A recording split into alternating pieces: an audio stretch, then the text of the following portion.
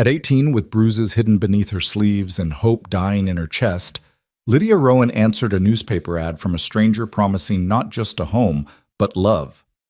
They said mail-order brides were desperate women sold to lonely men.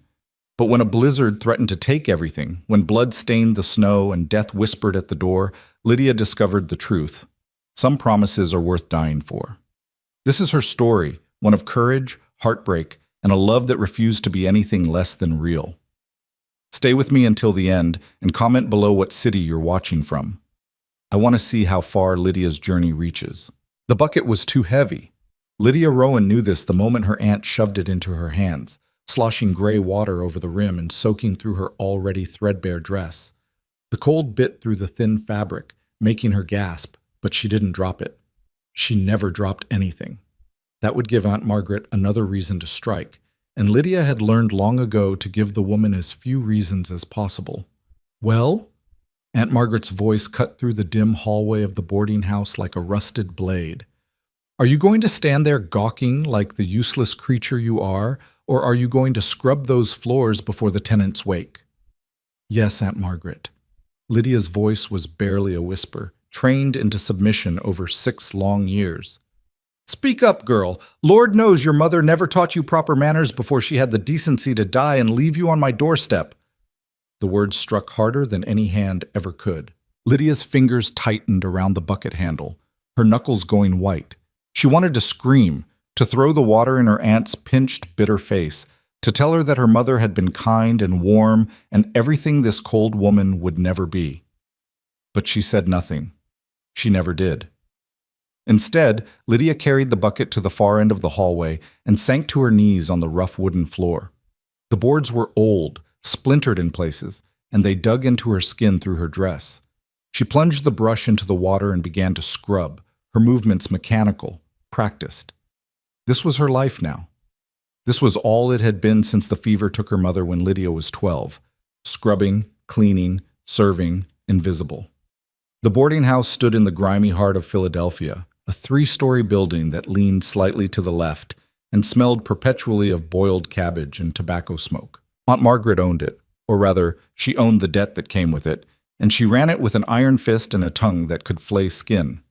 She rented rooms to railroad workers, traveling salesmen, and the occasional woman of questionable reputation. She kept the rates low and the standards lower, and she worked Lydia like a borrowed mule she intended to return broken. "You missed a spot." Lydia looked up to find her aunt looming over her, arms crossed over her considerable bosom, lips pressed into a thin line of perpetual displeasure. "Where, Aunt Margaret?" "There." A gnarled finger pointed to a section of floor that looked identical to every other section. "Are you blind as well as stupid?" "No, ma'am." "Then fix it. And when you're done with this floor, the kitchen needs scrubbing. Mr. Brennan vomited in the hallway again last night. You'll need to clean that too, and the chamber pots need emptying, all of them." Lydia's stomach turned at the thought, but she nodded. "Yes, Aunt Margaret." The older woman sniffed, her eyes traveling over Lydia with the same expression she might give a stain on the wallpaper. "You're 18 now, aren't you?" "Yes, ma'am, last month." 18 and still underfoot. Your mother was married at 16, pregnant at 17, dead at 24. At least she was useful for something before she died. Aunt Margaret's lips twisted into something that might have been a smile on a kinder face. "Though I suppose if you couldn't even keep your own mother alive, you're not much use to anyone." The words hung in the air like poison gas. Lydia felt them settle into her chest, into the hollow place where hope used to live. She wanted to say that it wasn't her fault, that she was only 12, that she'd begged the doctor to come but they had no money for his fee. She wanted to say that she'd held her mother's hand until the very end, whispering prayers she wasn't sure anyone heard. But Aunt Margaret had already turned away, her heavy footsteps echoing down the hall. Lydia scrubbed until her hands were raw and red, until the water in the bucket turned black with grime. She emptied it in the alley behind the boarding house, where rats skittered between overflowing trash bins and the air smelled of rot and human waste. The November wind cut through her dress, and she shivered violently, her teeth chattering. Winter was coming.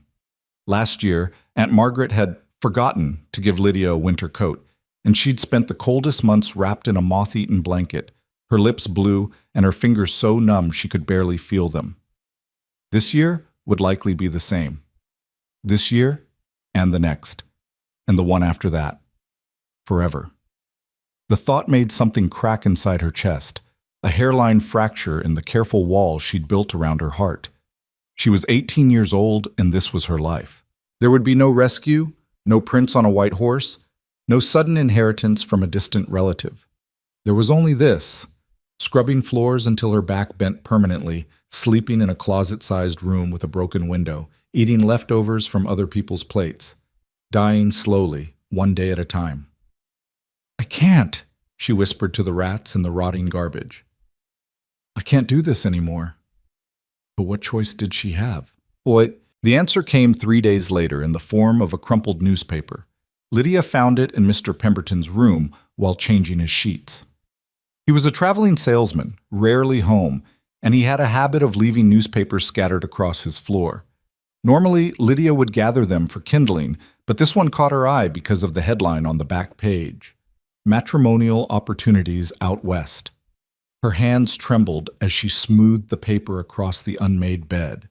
She'd heard whispers of such things, advertisements from lonely men on the frontier seeking wives through the mail. The other servants at neighboring houses sometimes gossiped about girls who'd taken such chances, who'd fled East Coast misery for Western uncertainty. Desperate women for desperate men, they'd said, giggling nervously, probably end up murdered or worse. But as Lydia scanned the columns of advertisements, she didn't see desperation. She saw possibility. Rancher in Montana seeks sturdy wife for homestead life. Must be able to cook and sew. Widower with 3 children needs mother and companion. Farm experience preferred. Colorado cattle rancher, 32, seeks wife with a heart that wishes to be loved. I can offer a home, respect, and a chance at happiness. I cannot offer wealth, but I can promise honesty and kindness. Lydia's fingers stopped on that last one. She read it again, her heart beating faster with each word. A heart that wishes to be loved. When was the last time someone had loved her? Her mother, yes, but that was 6 years ago. 6 years of being told she was worthless, unwanted, a burden. 6 years of believing it. But this man, this stranger in Colorado, he wasn't looking for a servant. He was looking for someone to love. The thought was so foreign, so impossibly beautiful, that Lydia felt tears prick her eyes. "What are you doing?" She spun around to find Aunt Margaret in the doorway, her face purple with rage. I was just changing the sheets, reading Mr. Pemberton's newspaper." Her aunt crossed the room in 3 strides and snatched the paper from Lydia's hands. "Thieving now, are we?" "No, I wasn't stealing. I was just—" The slap came hard and fast, snapping Lydia's head to the side. Pain exploded across her cheek, and she tasted blood where her teeth cut the inside of her mouth. "Don't you dare talk back to me, girl." Aunt Margaret's face was inches from hers now, her breath hot and sour. "You're lucky I took you in when your mother died. Lucky I didn't toss you into the street like the worthless orphan you are. You think anyone else would have you? You think you're special?" Lydia said nothing, her hand pressed to her burning cheek. "Answer me." "No, Aunt Margaret, I don't think I'm special. That's right. You're nothing, nobody, and you'd do well to remember that." She crumpled the newspaper and threw it at Lydia's feet. "Finish these rooms, and if I catch you shirking again, you'll sleep in the cellar with the rats." She stormed out, slamming the door behind her. Lydia stood frozen for a long moment, her cheek throbbing, her heart racing. Then, slowly, she bent down and picked up the crumpled newspaper. She smoothed it out carefully, her hands shaking, and tore out the advertisement. Colorado cattle rancher, 32, seeks wife with a heart that wishes to be loved. She folded it into a small square and tucked it into the pocket of her dress, right next to her mother's old handkerchief, the only thing she had left of her. That night, alone in her tiny room with the broken window letting in the November cold, Lydia made a decision. She was going to answer that advertisement. But finding paper and ink proved harder than she'd expected. Aunt Margaret kept such supplies locked in her office, and Lydia had no key. But she remembered that Mr. Pemberton sometimes left his writing case in his room, and 2 days later, when she knew he was out selling kitchen gadgets door to door, She slipped into his room and borrowed a single sheet of paper and enough ink to fill a small vial. She felt guilty. She'd never stolen anything before, but desperation had a way of redrawing moral lines. That night, by the light of a single candle she'd saved from the kitchen, another theft, another small betrayal of the girl she used to be, Lydia composed her letter. She started 7 times. The first attempt was too formal, too cold. The second was too desperate, practically begging. The third revealed too much about her circumstances. She didn't want pity. The fourth was too cheerful, too false. The fifth was too long. The sixth too short. The seventh came from somewhere deep inside her, from the part that remembered her mother's smile and the sound of her father's laugh before the factory accident took him, from the part that still believed, despite everything, that she deserved more than this. Dear Sir, my name is Lydia Rowan, and I am 18 years old. I saw your advertisement in the Philadelphia newspaper, and your words gave me courage to write this letter. I must be honest with you from the start, as you promised honesty yourself. I have no family to speak of. My parents are both deceased, and I currently live with my aunt. I have no money, no dowry, no property. I can offer you only myself, my willingness to work hard, to be a good wife, and to build a life with you. You wrote that you seek someone with a heart that wishes to be loved. I believe I have such a heart, though it has not been shown much love in recent years. I can cook and clean and sew. I can read and write. I am healthy and strong, despite what my current circumstances might suggest. But more than any of these things, I can promise you honesty, loyalty, and the sincere effort to make you happy. I know this is unconventional. I know you might read this and think me desperate or foolish. Perhaps I am both. But I'm also hopeful, and hope is something I have not felt in a very long time. If you are willing to take a chance on someone like me, please write to me at the address below. I will be watching for your reply. Yours sincerely, Lydia Rowan. She gave the address of the boarding house and added a note. Please mark the envelope, attention, household supplies, so it will not be questioned. Her hand shook as she folded the letter. This was insane. She was writing to a complete stranger, offering to marry him, to travel hundreds of miles to a place she'd never seen. He could be cruel. He could be a liar. He could be worse than Aunt Margaret. But he could also be exactly what he claimed, a lonely man seeking companionship, offering kindness in return. And wasn't that a chance worth taking? The next morning, before dawn, Lydia slipped out of the boarding house. She walked 6 blocks to the post office, her mother's handkerchief wrapped around 3 pennies she'd saved over the course of a month. The price of a stamp. Her breath made clouds in the cold air, and her shoes had holes that let in the damp, but she barely noticed. She handed the letter to the clerk, a middle-aged man with tired eyes. Colorado, he said, reading the address. That's a long way. Yes, sir. Running away from something or running toward something? Lydia met his eyes. Both. He nodded slowly, stamped the letter, and placed it in the outgoing mail bin. Good luck, miss. Thank you. She walked back to the boarding house as the sun rose, painting the dirty streets of Philadelphia in shades of gold and amber. For the first time in 6 years, Lydia felt something unfamiliar flutter in her chest. Hope. The waiting was agony. Every day, Lydia rushed to finish her morning chores so she could watch for the postman from the front window. Every day she felt her hope dim a little more when he passed by with nothing for her. One week became 2, 2 became 3. He's not going to write, she told herself on the 21st day, scrubbing the front steps in the freezing rain. Why would he? I'm nobody. Nothing, just like Aunt Margaret says. But on the 23rd day, the postman stopped. Lydia saw him from the second-floor window where she was dusting. She watched him reach into his bag and pull out a thick envelope marked household supplies. Her heart stopped. She flew down the stairs, nearly tripping over her skirts, and flung open the front door just as the postman was sliding the envelope through the mail slot. Oh! He jumped back, startled. Eager for the mail today, are we? Is that for me? He checked the envelope. Says household supplies care of this address. You the housekeeper?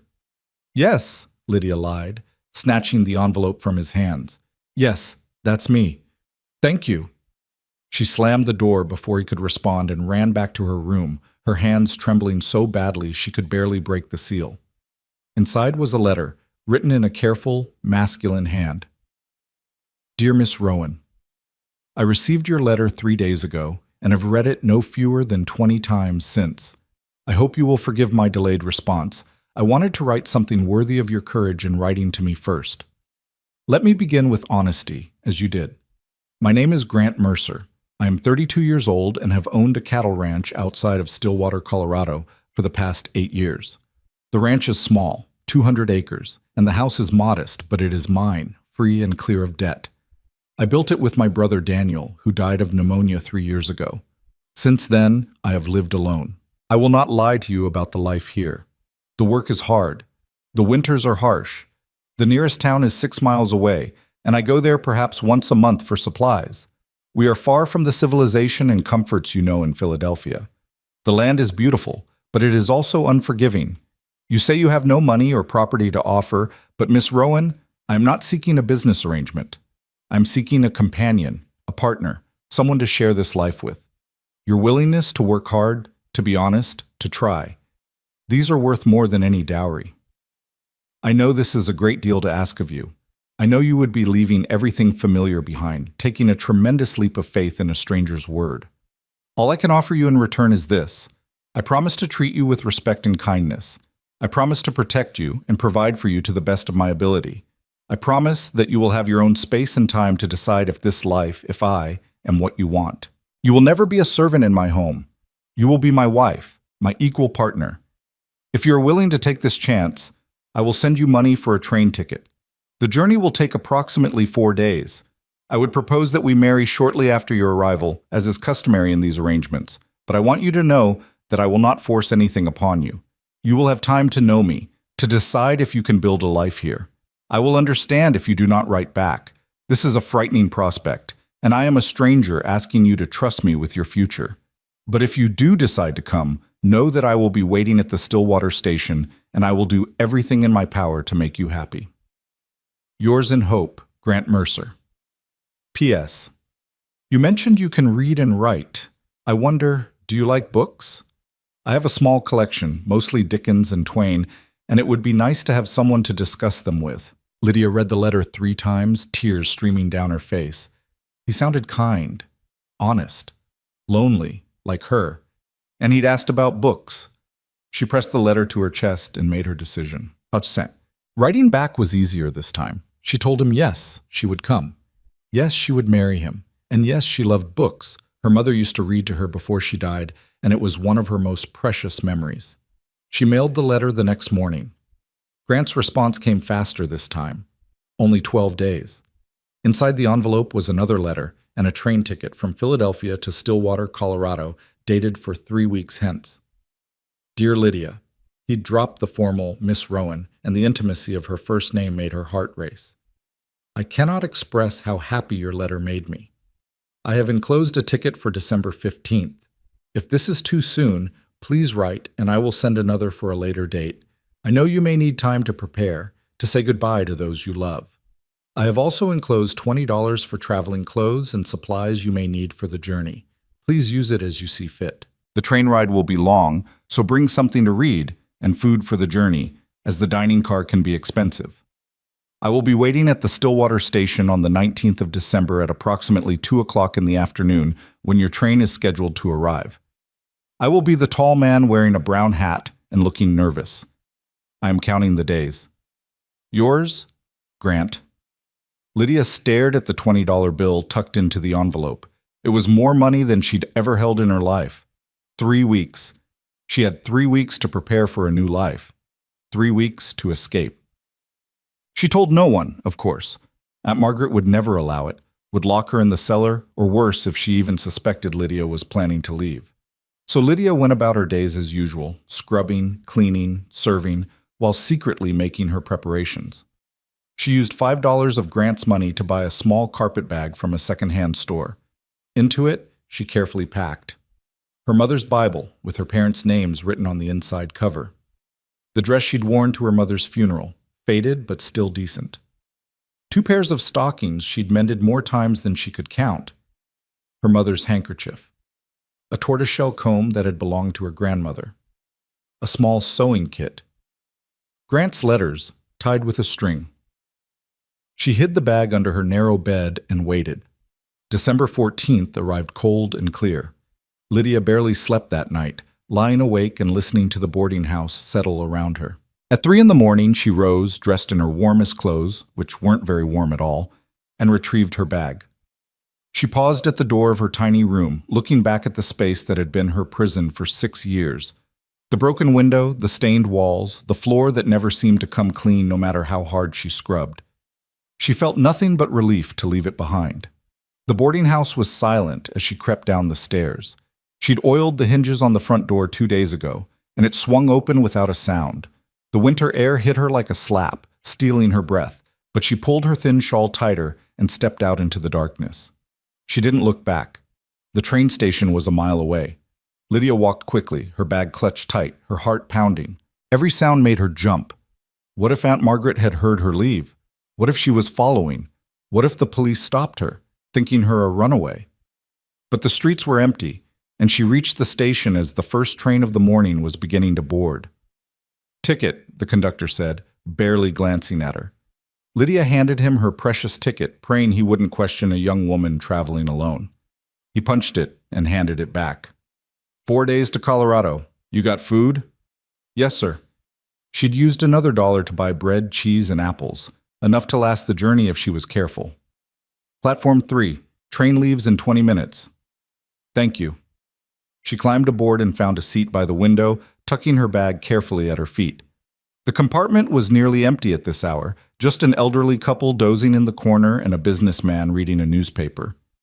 Lydia watched through the window as the platform began to fill with passengers. Her heart was in her throat, certain that at any moment she would see Aunt Margaret's furious face, would hear her shrill voice demanding Lydia come back. But the minutes ticked by, and there was no sign of her.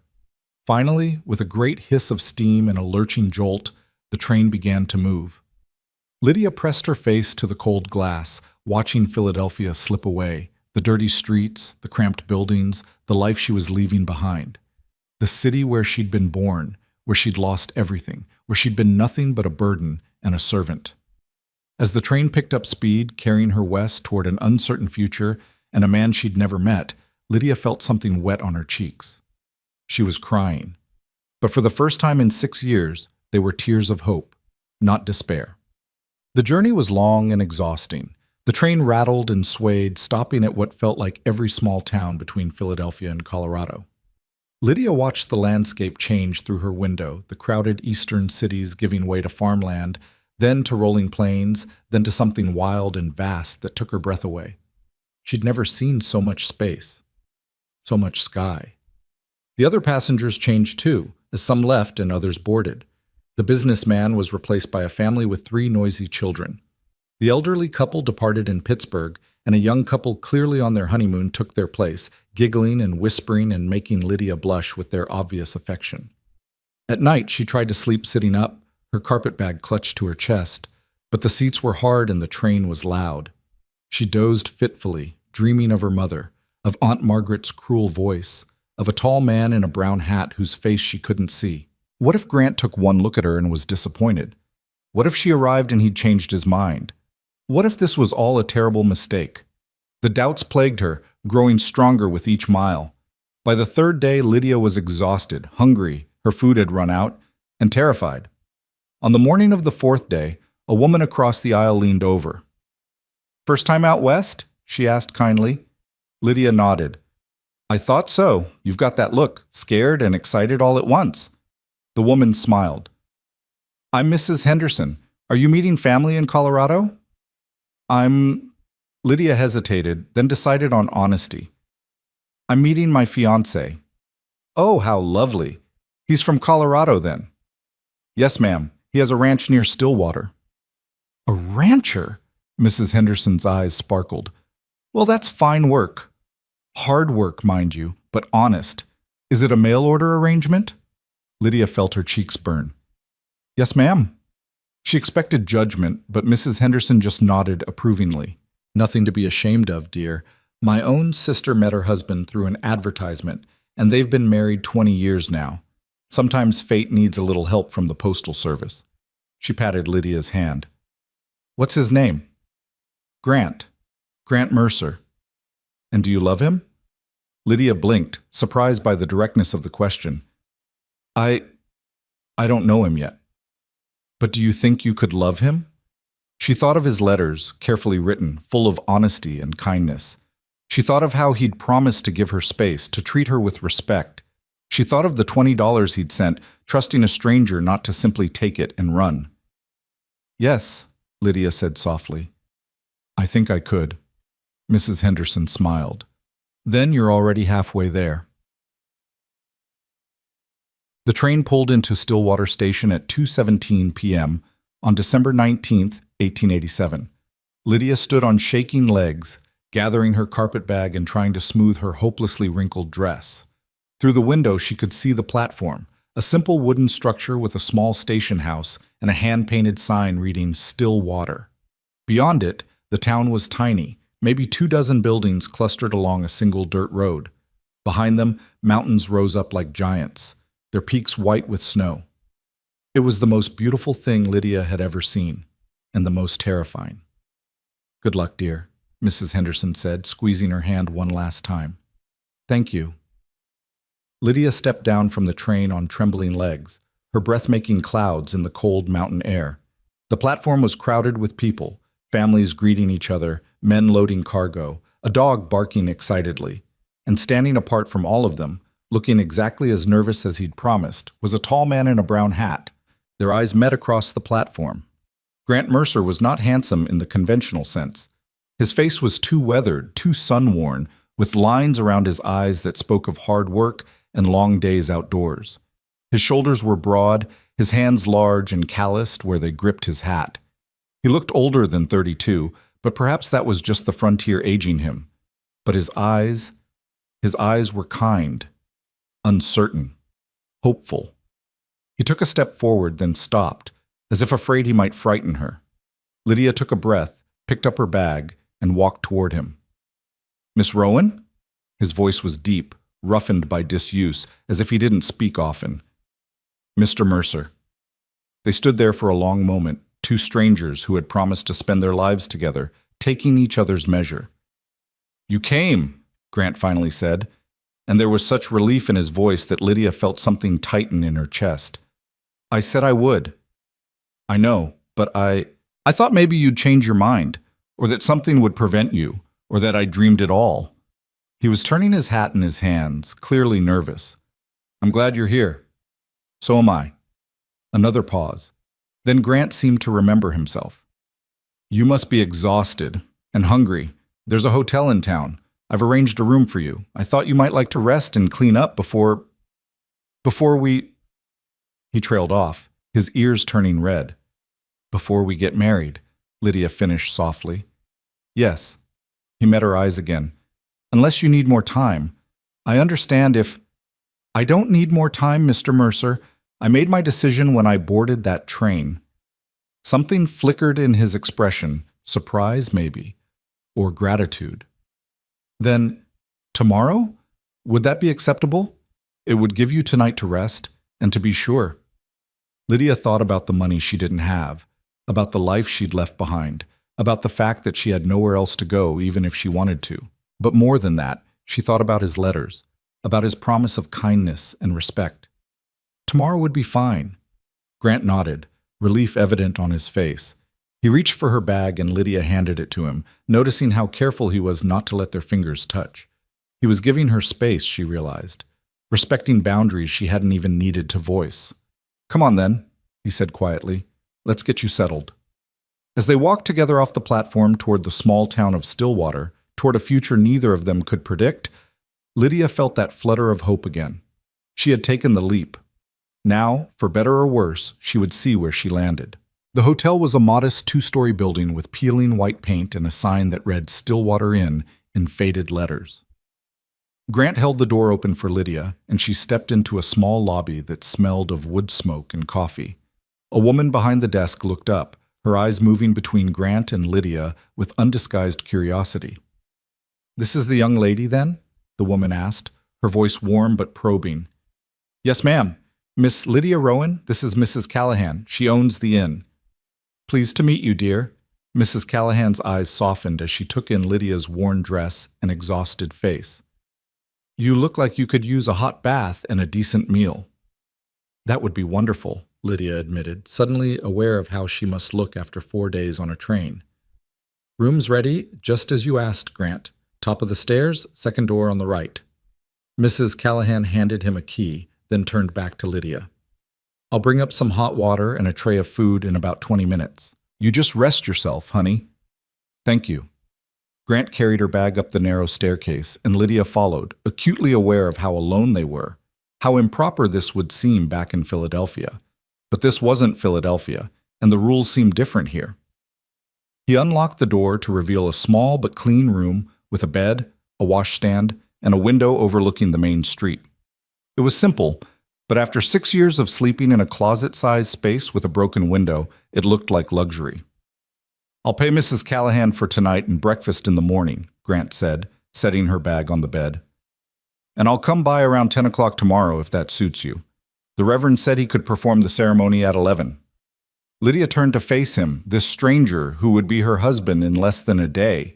He stood awkwardly by the door, hat still in his hands, looking like he wanted to say something but didn't know how.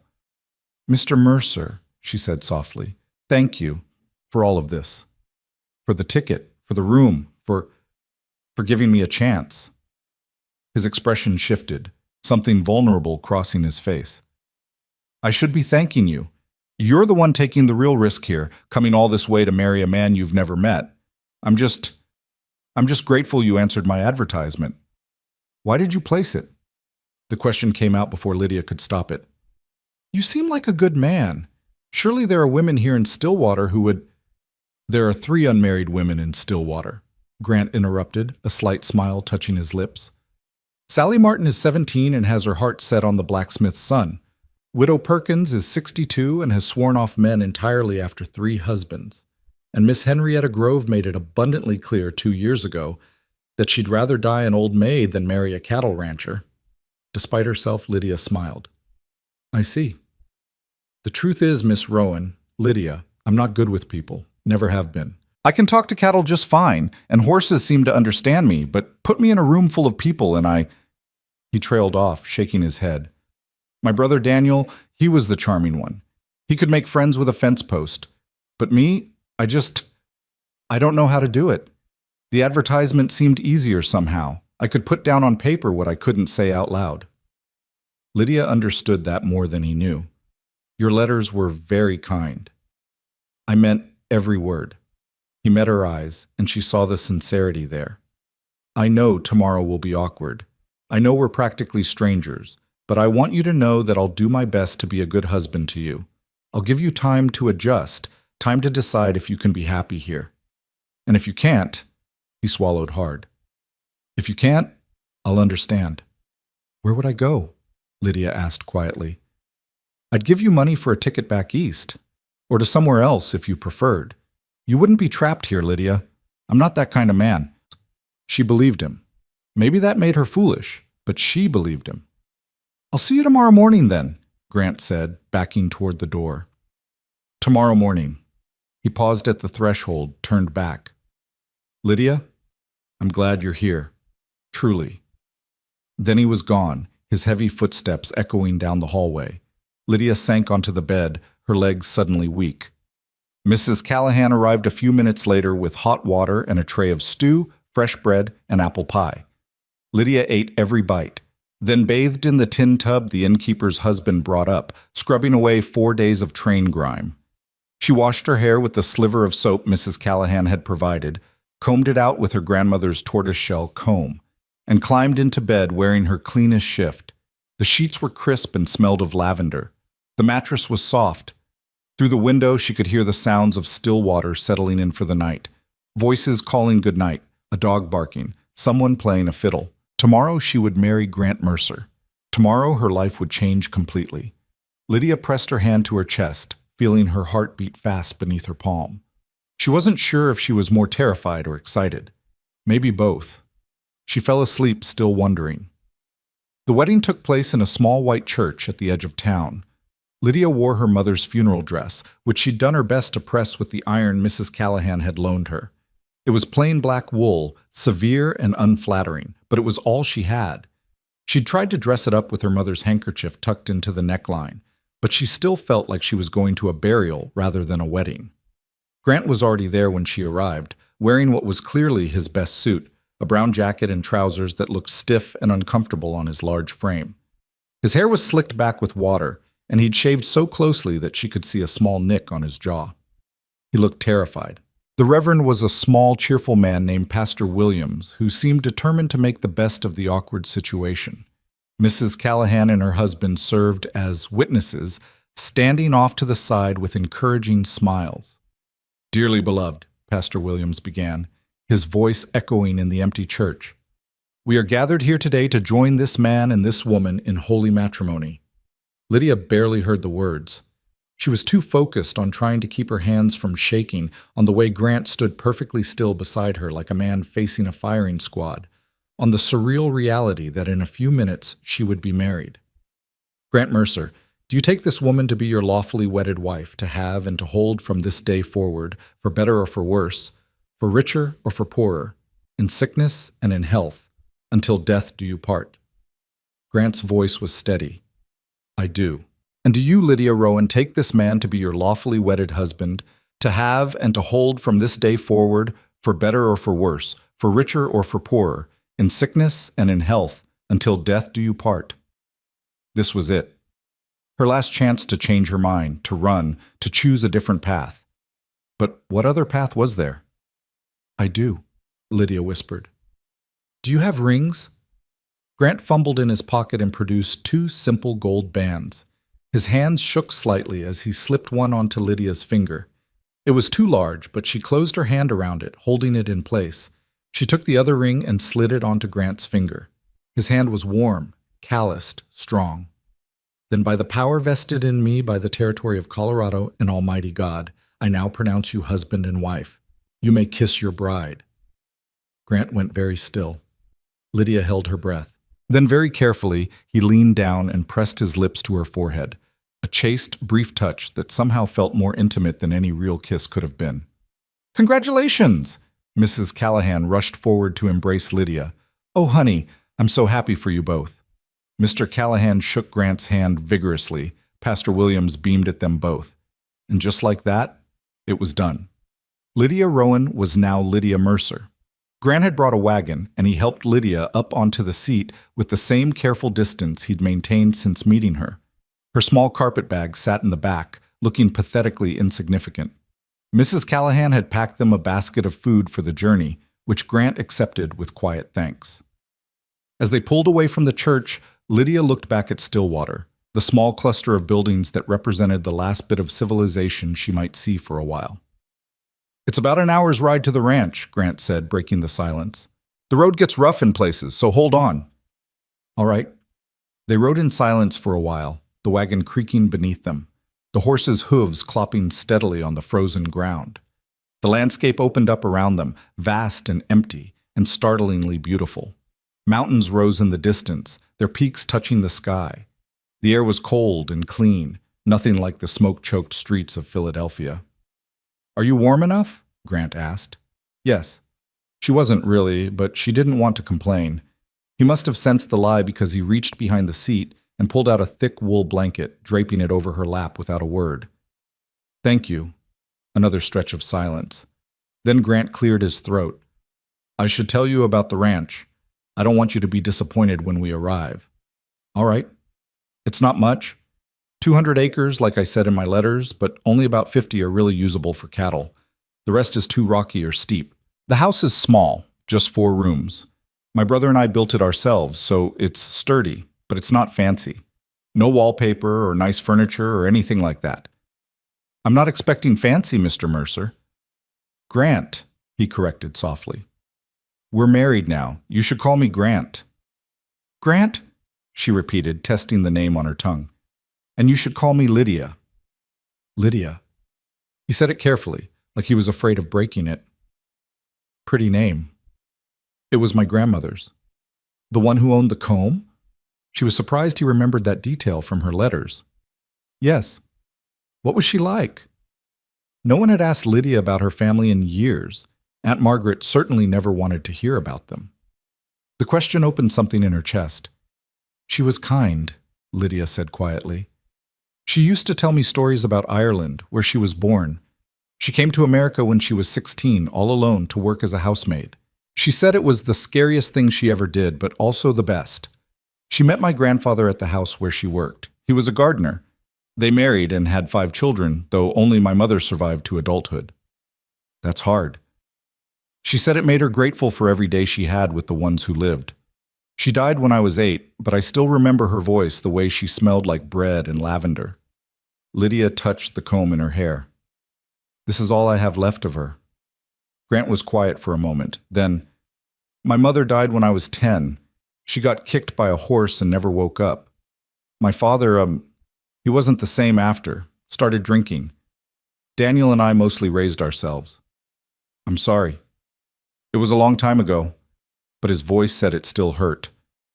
Father died 5 years back. Liver gave out. Daniel and I took what little money he left and came west, bought this land. We were going to build something together, make something of ourselves.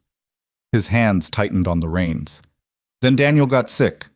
It was just a cold at first, or so we thought, but it settled in his lungs, and 3 weeks later he was gone. I buried him on a hill overlooking the ranch. He loved that spot. You must miss him terribly. Every day. Grant's voice was rough. The house feels too quiet now, too empty. I find myself starting to tell him something, turning around to where he should be, and nothing, just empty space. Lydia understood that feeling too well. After my mother died, I used to set 2 places at the table out of habit. Aunt Margaret would hit me for wasting a plate, but I kept doing it. I couldn't seem to remember that she was gone. They looked at each other, 2 people who had lost everyone they loved, who had built walls around the grief and learned to carry it alone. Maybe that's why we'll understand each other, Grant said finally. We both know what it's like to be lonely. It wasn't a romantic sentiment, but somehow it felt more honest than any declaration of love could have been.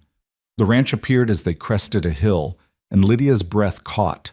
It was nestled in a valley between 2 slopes, protected from the worst of the wind. The house was small, as Grant had warned, built of rough-hewn logs with a stone chimney. Behind it stood a barn and several outbuildings. Cattle dotted the winter fields, dark shapes against the snow. And beyond it all, the mountains rose up, majestic and eternal. It's beautiful, Lydia whispered. Grant looked at her in surprise. You think so? I've never seen anything like it. In Philadelphia, all I ever saw were buildings and smoke. This is... She struggled to find the words. It's like the whole world opened up. Something in Grant's expression softened. Daniel used to say that too. He said living here made him feel small and large at the same time. Small because the mountains make you realize how tiny you are. Large because all that space makes you feel like you can breathe for the first time. Lydia knew exactly what he meant. Grant pulled the wagon up to the house and helped Lydia down. Her legs were stiff from the cold and the ride, and she stumbled slightly. His hand steadied her, strong and warm, then released her the moment she had her balance. Welcome home, he said quietly. Home. Lydia tested the word in her mind. Could this place really be home? The inside of the house was clean but sparse. The main room served as kitchen and living area, with a wood stove in the corner, a table with 2 chairs, and a single armchair near the fireplace. Everything was neat, almost militarily so, as if Grant had scrubbed the place from top to bottom before her arrival. I'll show you around, Grant said, setting her bag down. This is the main room, obviously. Kitchen area there. That door leads to my bedroom. He pointed to a door on the left. And that one there is yours. Mine? He looked uncomfortable. I told you in my letter that I'd give you your own space. I meant it. The room's not large, but it has a bed and a bureau and a window. I thought you might like some privacy while you settle in. Lydia opened the door to reveal a small room with a neatly made bed, a simple bureau, and a window that looked out toward the mountains. It was plain, but it was clean and private and hers. She turned back to Grant, something tight in her throat. Thank you. There's a room behind the kitchen for storage, and that's about it. Like I said, not much. It's more than I had before, Lydia said honestly. Much more. Grant looked at her for a long moment, as if trying to figure out if she meant it. Then he nodded. I'll bring in some more firewood. It gets cold at night, and I'll show you where things are. The well, the barn, the hen house. We've got 6 chickens. They're not laying much this time of year, but come spring they'll pick up. I can take care of them, Lydia offered. I'm used to working. You're not a servant here, Lydia. You're my wife. Wives work too, she pointed out, and I'll go mad if I have nothing to do. A small smile crossed his face, the first real smile she'd seen from him. It transformed his weathered features, making him look younger, less burdened. Fair enough. I'll teach you the routine. But for today, why don't you just settle in, unpack your things, rest? You've had a long journey. What will you do? I've got cattle to check on, fence that needs mending, the usual work. He pulled his coat back on. I'll be back around sunset. There's food in the larder, bread, cheese, some dried meat. Help yourself to whatever you need. Then he was gone, the door closing behind him, leaving Lydia alone in her new home.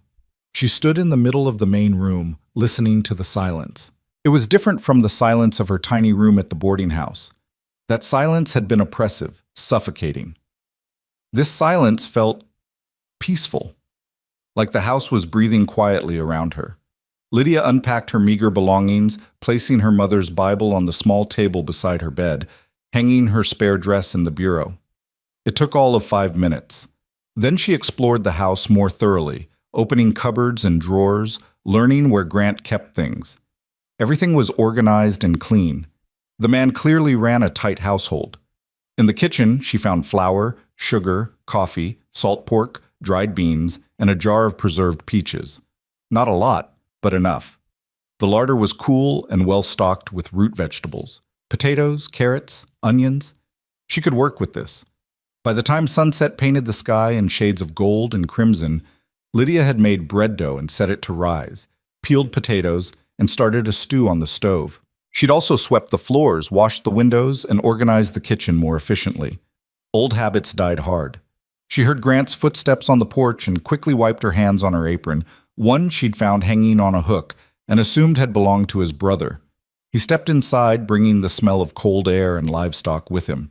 He stopped short when he saw the table set for 2, the stew bubbling on the stove, the fresh bread cooling on the counter. You didn't have to do all this.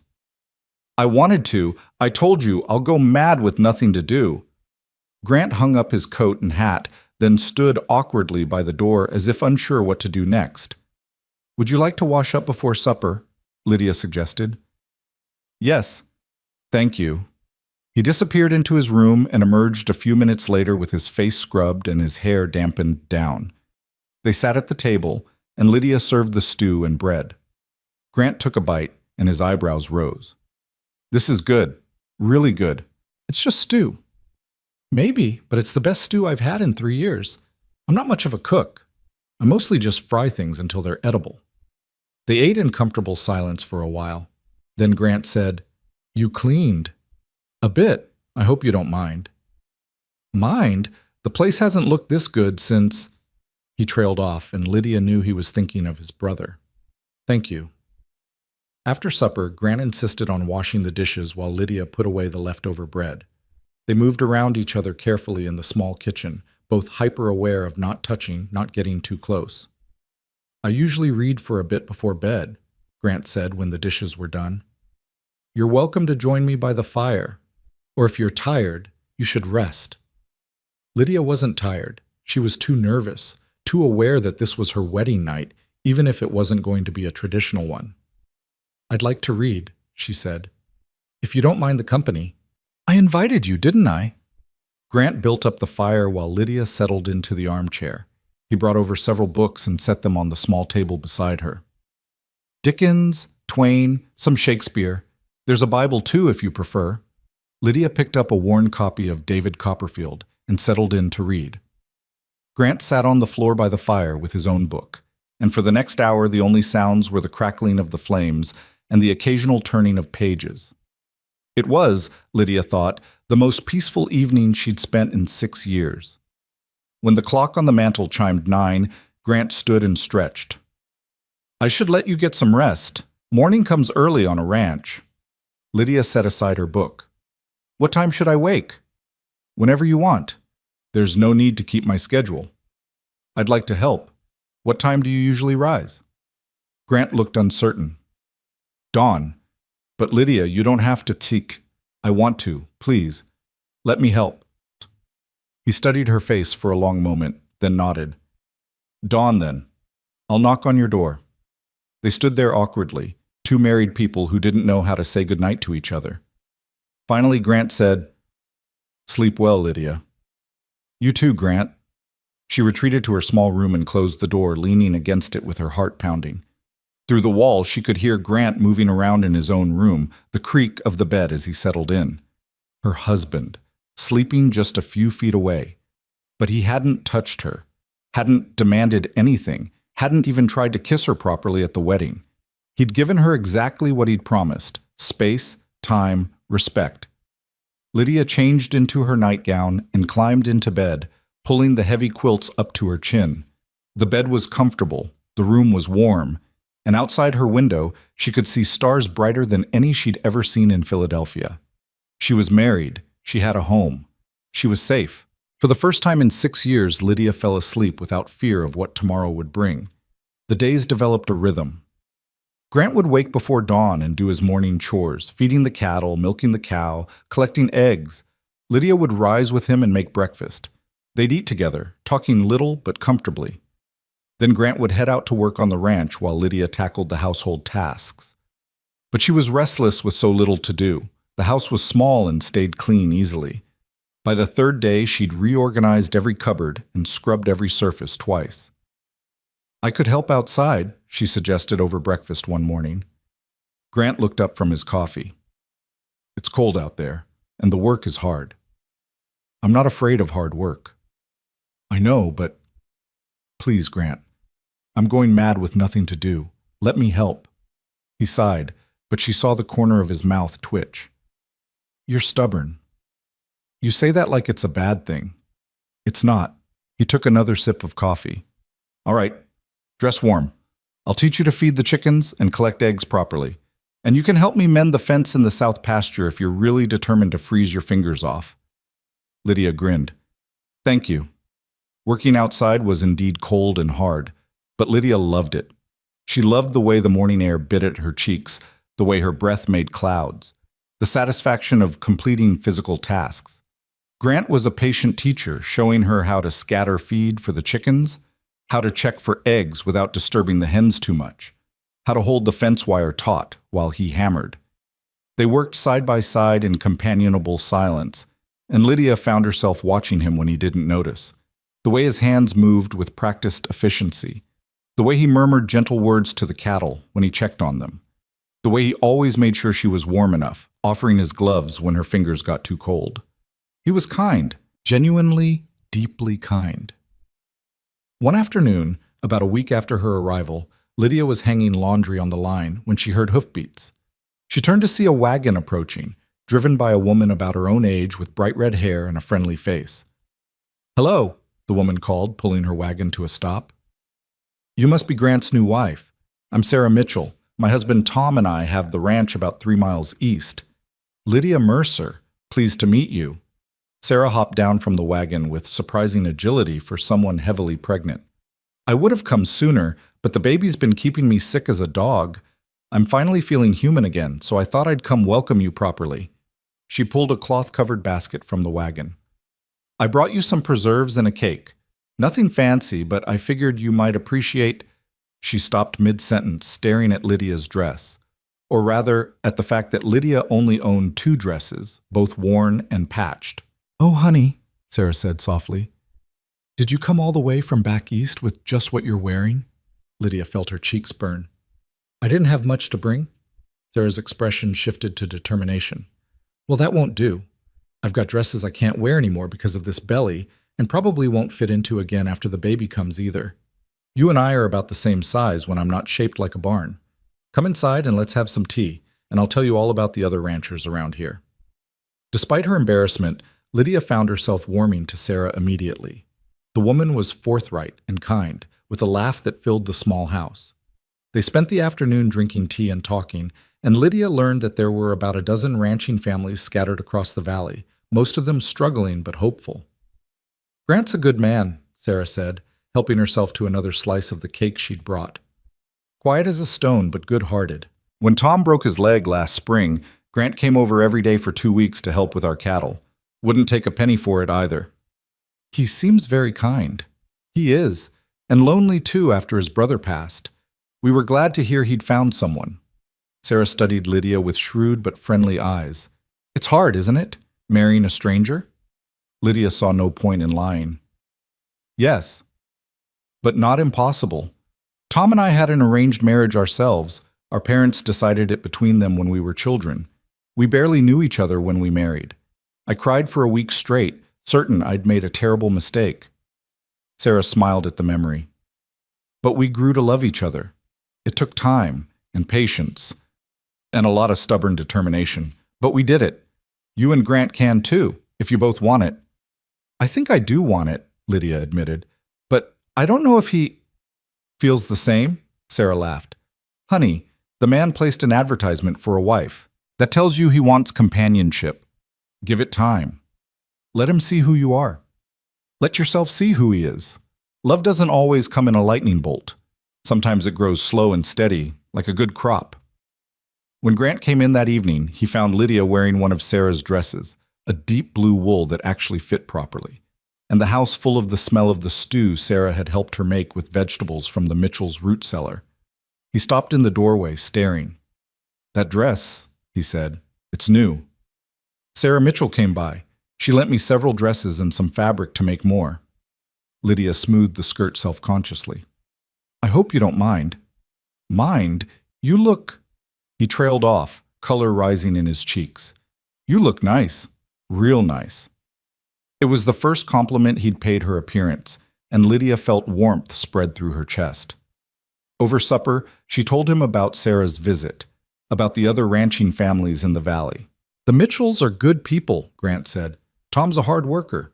Sarah's—" He paused, searching for words. "She talks a lot." Lydia laughed. "She does. But I liked her. She invited us to dinner next week." Grant looked uncomfortable. "You can go if you want. I'm not much for social occasions." "She invited both of us." "I know, but I'll probably just say something stupid and embarrass you." Lydia set down her fork and looked at him seriously. "Grant, you're one of the smartest men I've ever met. You run this entire ranch by yourself. You built this house with your own hands.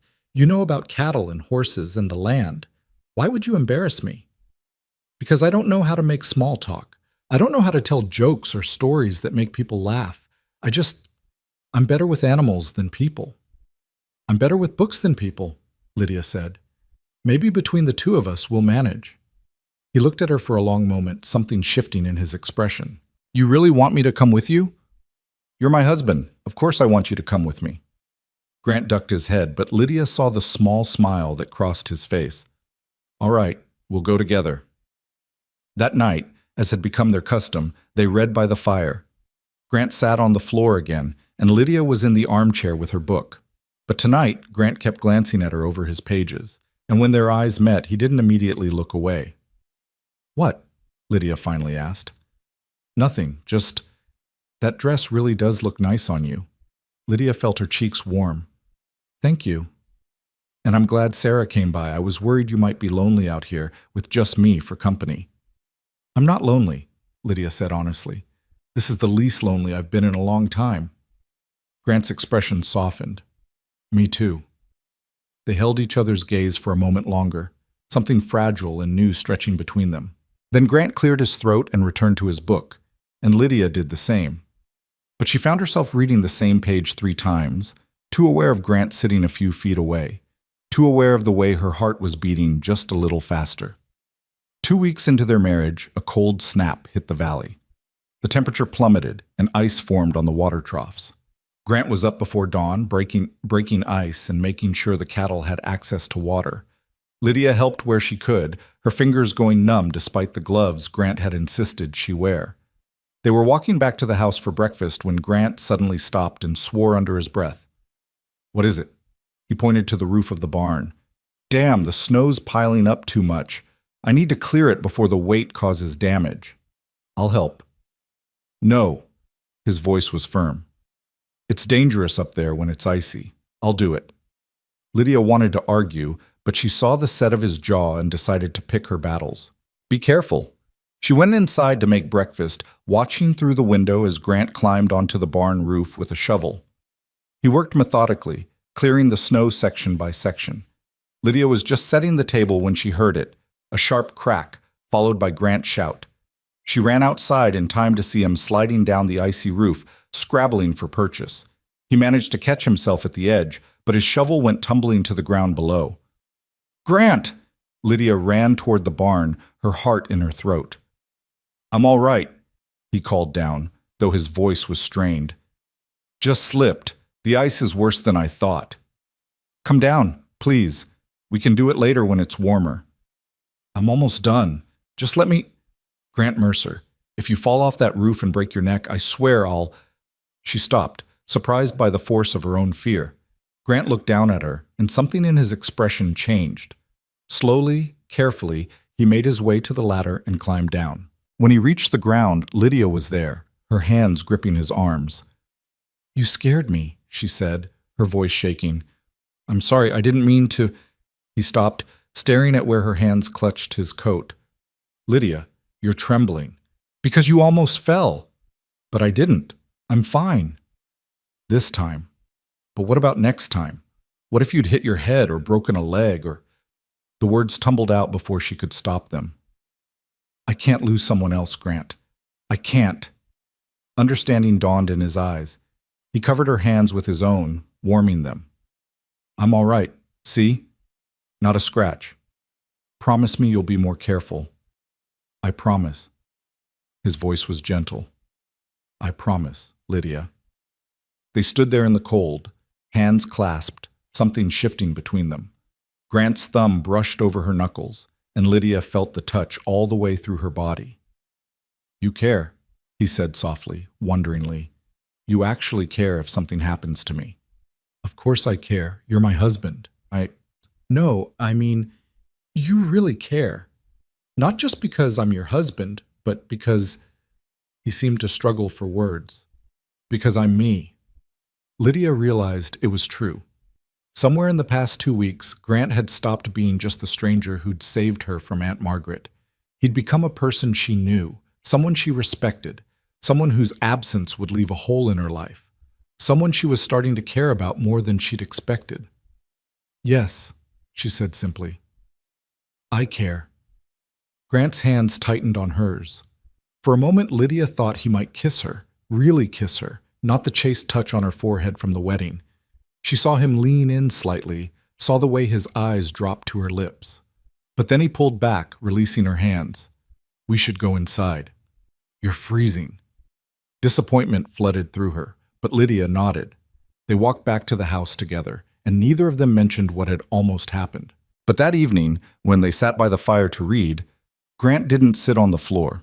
He settled on the other end of the armchair, not touching her but close enough that she could feel his warmth. And when Lydia's eyes grew heavy and her head began to droop, Grant gently took the book from her hands. "Go to bed, Lydia. You're exhausted." She stood on sleepy legs, and Grant stood with her.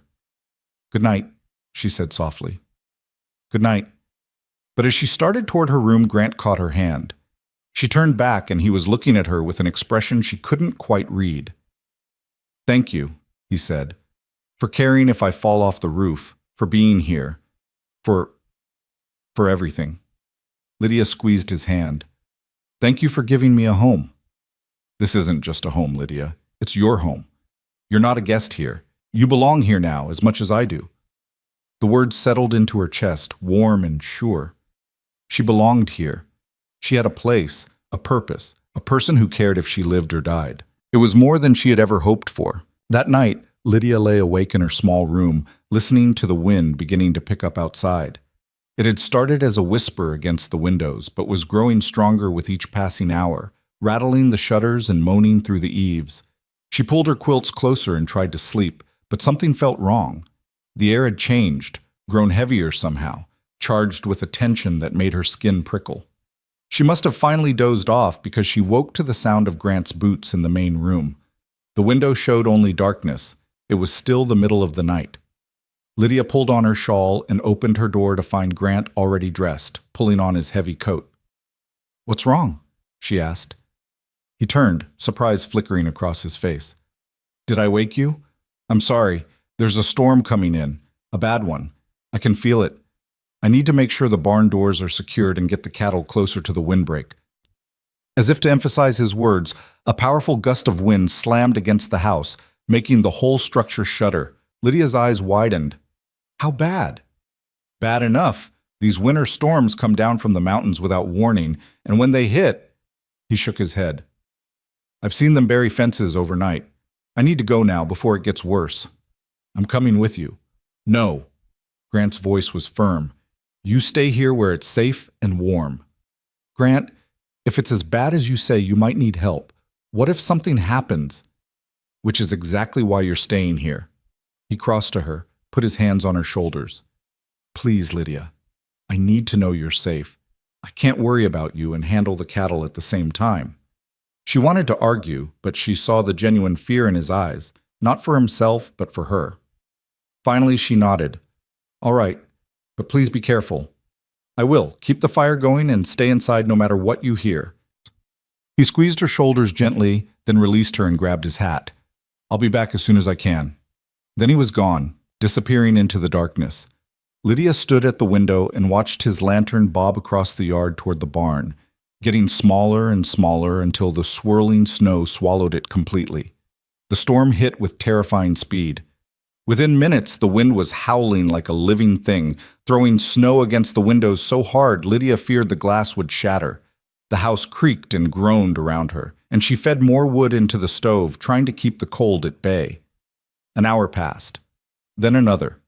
Lydia paced the small main room, straining to hear anything over the wind's fury. Where was Grant? Surely it shouldn't take this long just to secure the barn and move the cattle. She told herself he was fine, that he knew what he was doing, that he'd lived through storms like this before. But her mind kept conjuring terrible images.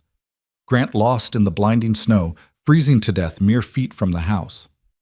Grant injured and unable to make it back. Grant.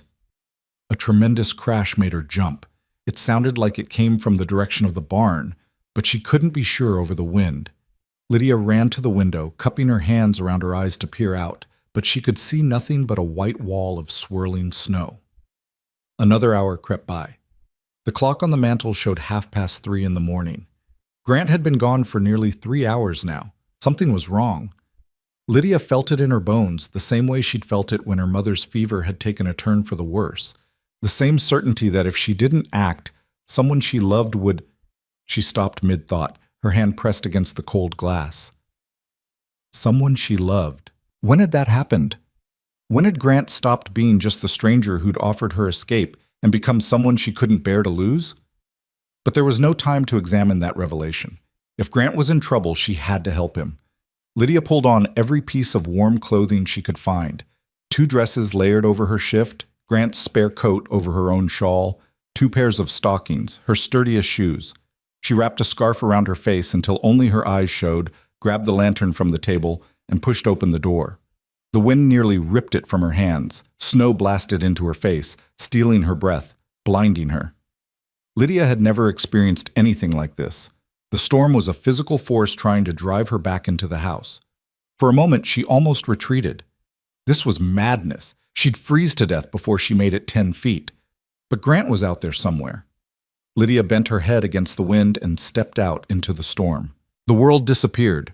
She couldn't see the barn, couldn't see anything beyond a few feet in any direction. The snow was already knee-deep and getting deeper by the minute. Each step was a battle, the wind shoving her sideways, the cold biting through her layers of clothing like they were nothing. She held the lantern up, but its light barely penetrated the swirling white.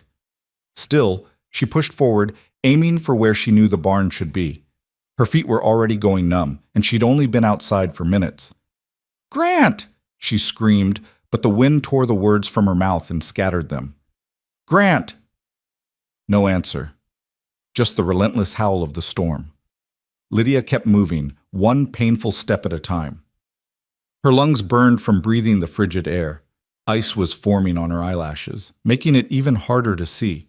She had no idea if she was even going in the right direction anymore. Everything looked the same, just endless, blinding white. Then her foot hit something solid, and she fell forward, landing hard in the snow.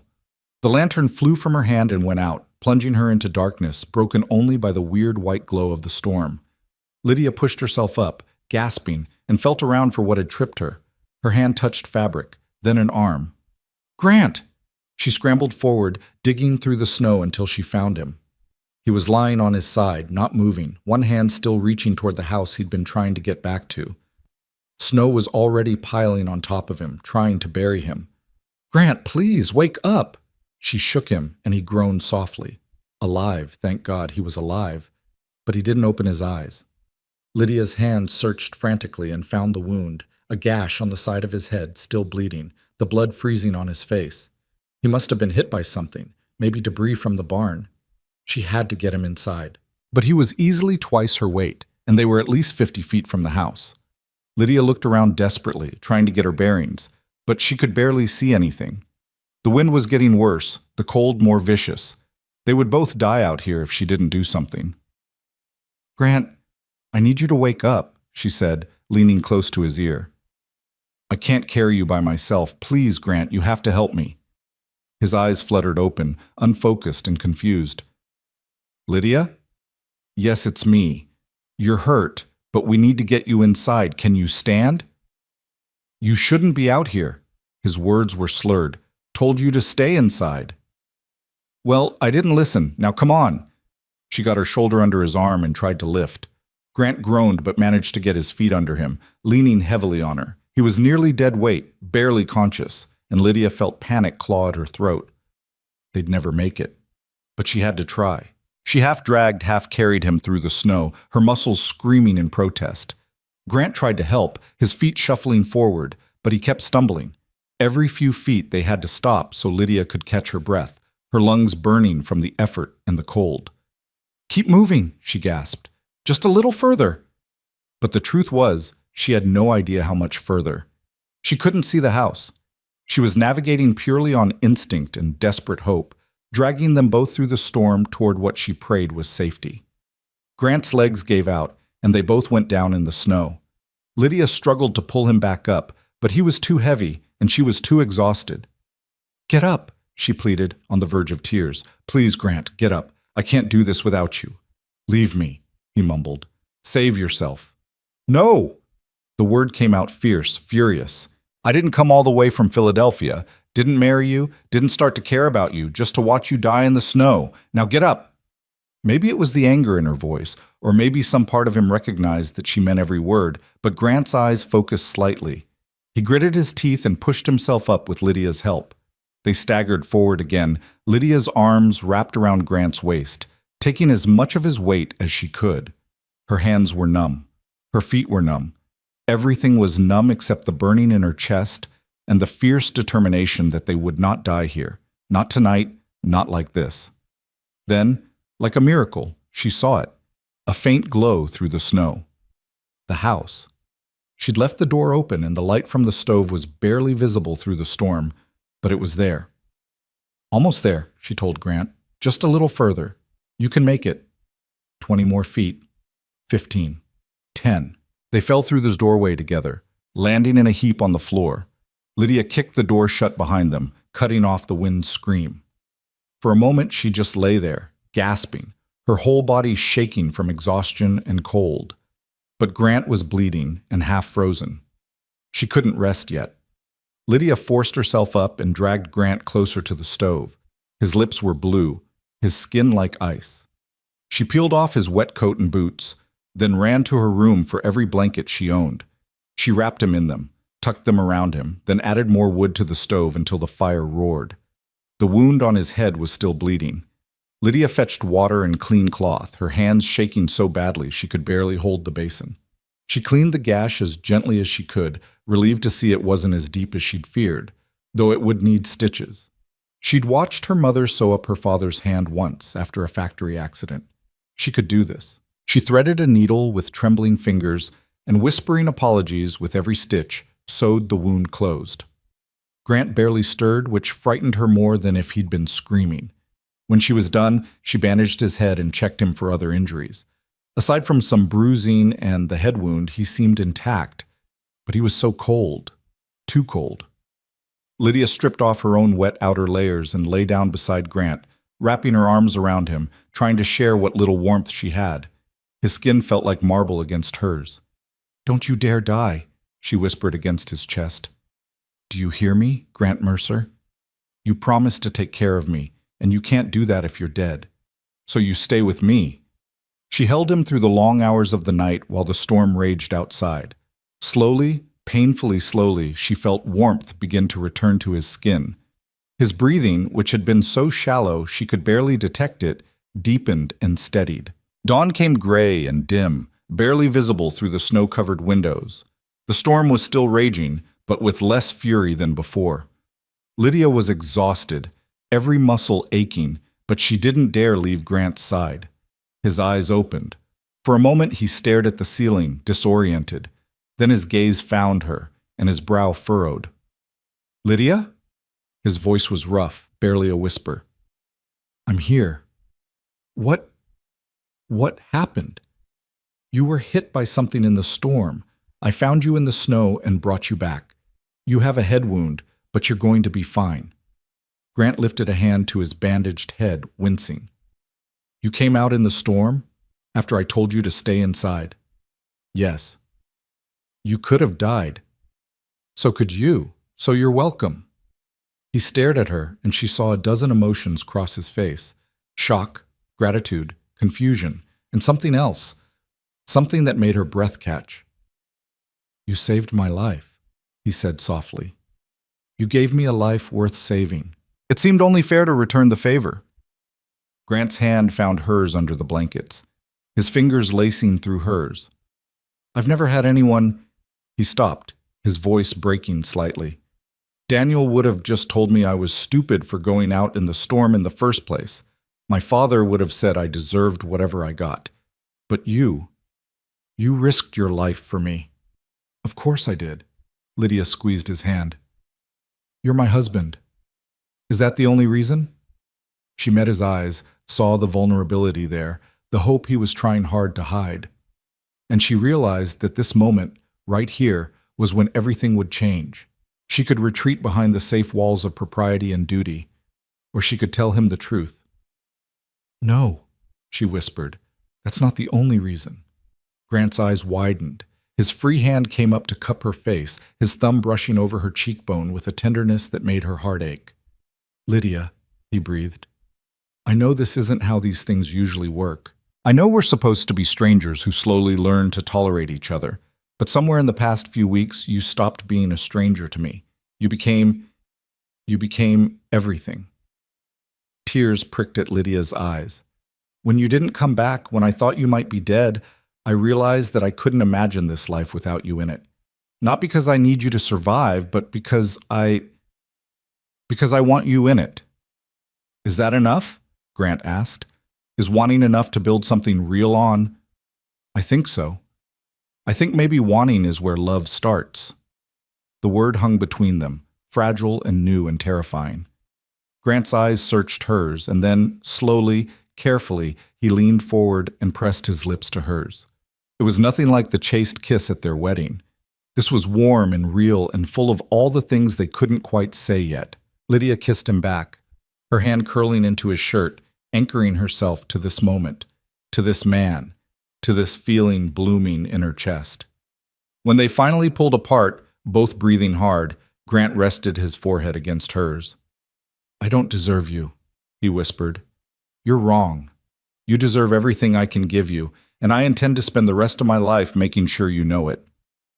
They lay there together, wrapped in blankets by the fire, while the storm continued to rage outside. But inside, in the small house that had become their home, something had shifted. The careful distance they'd maintained had crumbled, and in its place was something raw and real and worth fighting for. When Grant was strong enough to sit up, Lydia made him eat soup and drink hot coffee. She checked his wound, relieved to see it wasn't showing signs of infection. He protested weakly that he needed to check on the cattle, but one look from Lydia sent him back under the blankets. "The cattle will survive or they won't," she said firmly. "But you're not going back out in that storm, so you might as well stop arguing." A smile tugged at Grant's lips. "Yes, ma'am." The storm lasted 3 days. 3 days of being snowbound together in the small house. 3 days of learning each other in ways they hadn't before. They talked for hours about their childhoods, their losses, their hopes. Grant told her about building the ranch with Daniel, about the dreams they'd had for the place. Lydia told him about her mother's stories, about the life she'd left behind in Philadelphia. "Do you miss it?" Grant asked on the second day, as they sat together by the fire. "Philadelphia? No. There's nothing there for me but bad memories. But the city itself, the people, the shops, the culture, this must seem like the middle of nowhere compared to that." Lydia looked around the small room, at the simple furniture, the rough-hewn walls, the view through the window of nothing but snow and sky. Then she looked at Grant, at his earnest face and worried eyes. "This doesn't feel like nowhere," she said softly. "This feels like home." The relief in his expression was almost painful to see. He pulled her close, tucking her against his side, and they sat in comfortable silence, watching the fire. On the third night, when the storm finally began to ease, Grant said, "I've been thinking." "About what?" "About sleeping arrangements." Lydia's heart skipped. "Oh?" "You've spent the past 3 nights on the floor next to me, making sure I didn't develop a fever, or worse. You must be exhausted, and I—" He paused, clearly struggling for words. "I've gotten used to having you close. These past few nights, knowing you were there, it's the best I've slept since Daniel died." "What are you saying?" Grant took a deep breath. "I'm saying that your room is still yours if you want it. You can have all the space you need, but if you were willing, I'd like you to share my bed. Not because I expect anything," he added quickly, color rising in his cheeks. "Just to sleep, to be close. Would that be all right?" Lydia thought about her small room, which she'd appreciated for the privacy and safety it represented. But she thought too about these past 3 nights, about the comfort of Grant's steady breathing beside her, about the way his presence made her feel safe in a way she'd never felt before. "I think I'd like that," she said. That night, Lydia moved her few belongings into Grant's room. It was larger than hers, with a bigger bed and a window that looked out toward the mountains. Grant had clearly cleaned it obsessively before her arrival. There wasn't a speck of dust anywhere. They lay down together, both stiff and awkward at first, careful not to touch. But slowly, naturally, they drifted closer. Grant's arm came around her waist. Lydia's head found the hollow of his shoulder. And they fell asleep that way. 2 people who had been strangers a month ago, now tangled together like they'd been doing it all their lives. When morning came and the storm had finally blown itself out, they woke to a world transformed. Snow had buried everything, the fences, the pathways, half the barn. It would take days to dig out. But Grant was alive, Lydia was alive, and they were together. Grant insisted on checking the cattle despite Lydia's protests, but she went with him this time, helping him break through the snowdrifts. They'd lost 2 head to the storm, which hurt, but the rest had survived by huddling together in the windbreak Grant had driven them to. As they stood in the brilliant sunshine, surveying the damage and the beauty of the snow-covered valley, Grant said, "I should have listened to you." "About what?" "About being careful. About not taking stupid risks. If you hadn't come after me." He trailed off, his jaw tightening. "But I did. And you're fine. We're both fine. Because of you." He turned to her, taking both her hands in his. "I've been alone for so long, Lydia. I forgot what it was like to have someone who cared if I lived or died. Someone who'd risk everything to save me." "You did the same for me," Lydia pointed out. "You gave me a home when I had nowhere to go. You gave me hope when I thought I'd lost it forever. You saved me, Grant. I just returned the favor." "Is that what we do then? Save each other?" Lydia smiled. "I think that's exactly what we do." Grant pulled her close, wrapping her in his arms, and Lydia leaned into his warmth. Around them, the world was white and silent and beautiful, and for the first time in her life, she felt like she belonged somewhere. Not just to a place, but to a person. They spent the rest of the day digging out, working side by side in the cold but brilliant sunshine. That evening, exhausted and aching, they collapsed together on the bed they now shared.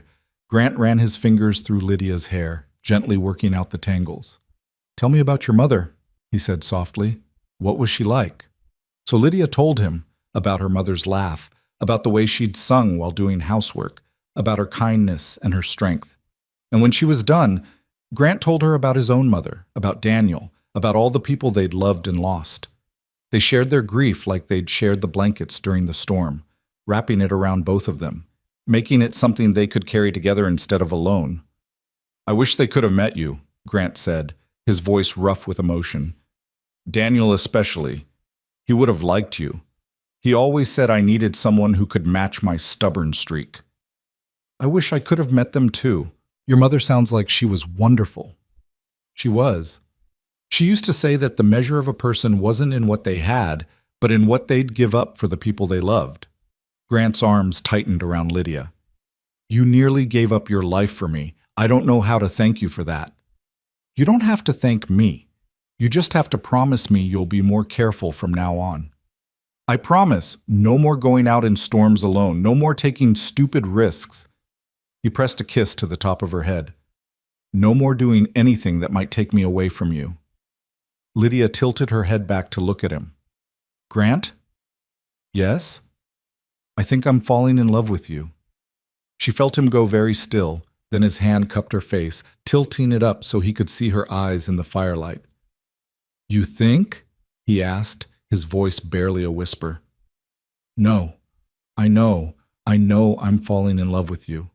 The smile that spread across Grant's face was like sunrise, slow and warm and beautiful. "Good," he said, "because I'm already there. I think I started falling the moment you stepped off that train, looking scared and brave and more beautiful than any woman has a right to be." "I wasn't beautiful. I was exhausted and rumpled," and he silenced her with a kiss, deep and thorough and full of everything he felt.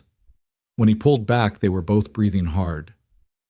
"You were beautiful," he said firmly. "You are beautiful. And somehow, impossibly, you're mine." "And you're mine," Lydia whispered back. They made love that night, slowly and tenderly, learning each other in the firelight. It wasn't the awkward, obligatory joining of a mail-order marriage. It was the coming together of two people who had found something unexpected in each other. Not just companionship or convenience, but real, deep, transformative love. Afterward, wrapped in each other's arms, Lydia felt tears slip down her cheeks. "What's wrong?" Grant asked, immediately concerned. "Nothing. Everything's right. That's why I'm crying." She laughed through her tears. "A month ago, I was scrubbing floors for a woman who hated me, believing I was worthless and unwanted. And now I'm here, with you, and I'm happy. I didn't think I'd ever be happy again." Grant brushed away her tears with gentle fingers. "A month ago, I was alone in this house, talking to ghosts and cattle, certain I'd spend the rest of my life that way. And now you're here, and suddenly the house feels full again. My life feels full again." He kissed her forehead, her cheeks, her lips. "You gave me that, Lydia. You gave me a reason to look forward instead of back." They fell asleep tangled together, and when Lydia woke in the middle of the night, she took a moment to simply marvel at where she was. In a warm bed, in a solid house, in the arms of a good man who loved her. The scared, desperate girl who had answered that advertisement felt like a different person, someone from another life. But she wasn't a different person. She was just herself, finally allowed to be more than a servant, more than a burden. She was a wife, a partner, someone who mattered. She was loved. The weeks that followed were the happiest of Lydia's life. The snow slowly melted as winter began to give way to early spring. She and Grant settled into their new dynamic. No longer strangers, no longer just partners, but truly married in every sense of the word. They went to dinner at the Mitchells, and Lydia was delighted to see Grant slowly come out of his shell, telling stories about the ranch and even making Tom laugh with his dry observations. Sarah pulled Lydia aside at one point and said, "I don't know what you did to that man, but I've never seen Grant smile so much. You're good for him." "He's good for me too," Lydia replied, watching Grant help Tom with something in the barn, their voices carrying through the evening air. That's how it should be, Sarah said, patting her swollen belly. That's how you know it's real. On the ride home, Grant said, that wasn't as terrible as I thought it would be. Lydia laughed. High praise indeed. I mean it. Tom's a good man, and Sarah's, well, she talks a lot, but she's kind. I'm glad you have a friend here. We have friends here, Lydia corrected. They're your friends, too. Grant smiled and took her hand. Our friends, then. As spring advanced, Lydia threw herself into making the ranch house truly feel like home. She planted herbs by the kitchen door, rosemary, thyme, sage. She sewed curtains for the windows from fabric Sarah had given her. She scrubbed the floors not because she had to, but because she wanted to, because this was her home and she took pride in it. And one morning in early April, as she was leaning over the basin to wash her face, a wave of dizziness hit her so hard she had to grip the edge of the bureau to keep from falling. Grant was there instantly, his hand steadying her. What's wrong? I don't know. I just felt dizzy all of a sudden. Sit down, I'll get you some water.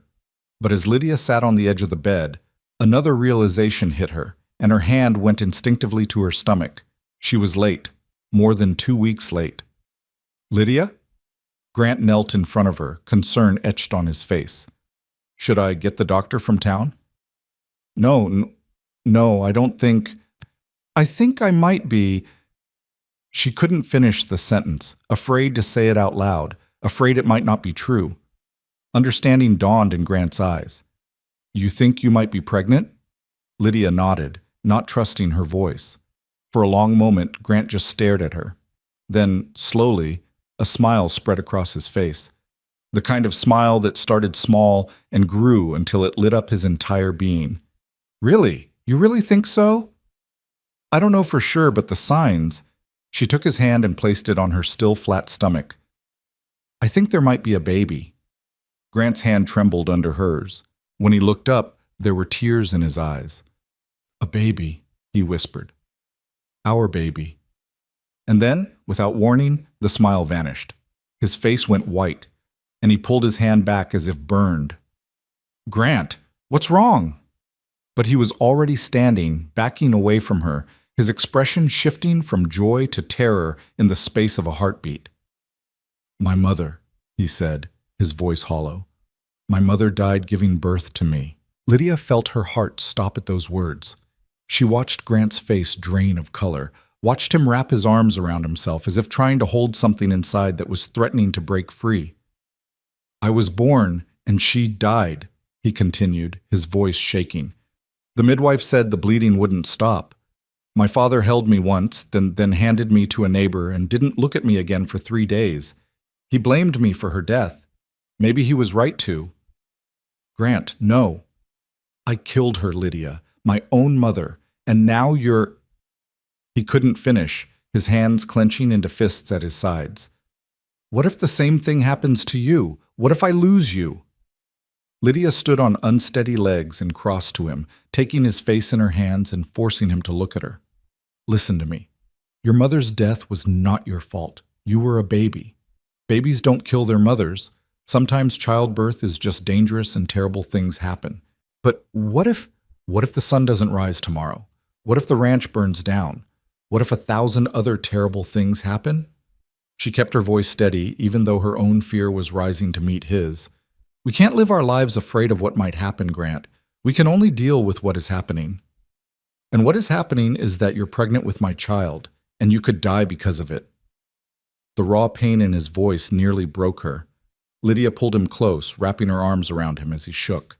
She felt wetness on her shoulder and realized he was crying, deep, silent sobs that shook his whole body. I can't lose you, he whispered against her hair. I can't. Not now. Not when I finally found something worth living for. You're not going to lose me. You don't know that. No one knows that. He was right, and they both knew it.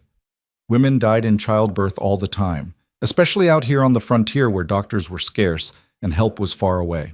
It was a risk every wife faced, every time she became pregnant. But Lydia had not come all this way, had not built this life with Grant, had not fallen in love with him, only to let fear win now. You're right, she said, pulling back to look at him. I don't know that I'll survive, but I also don't know that I won't.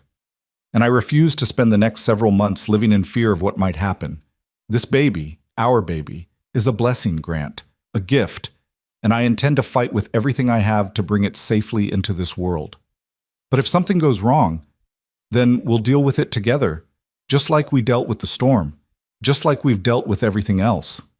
She wiped the tears from his face with gentle fingers. I need you to be strong for me, Grant. I need you to believe that we can do this.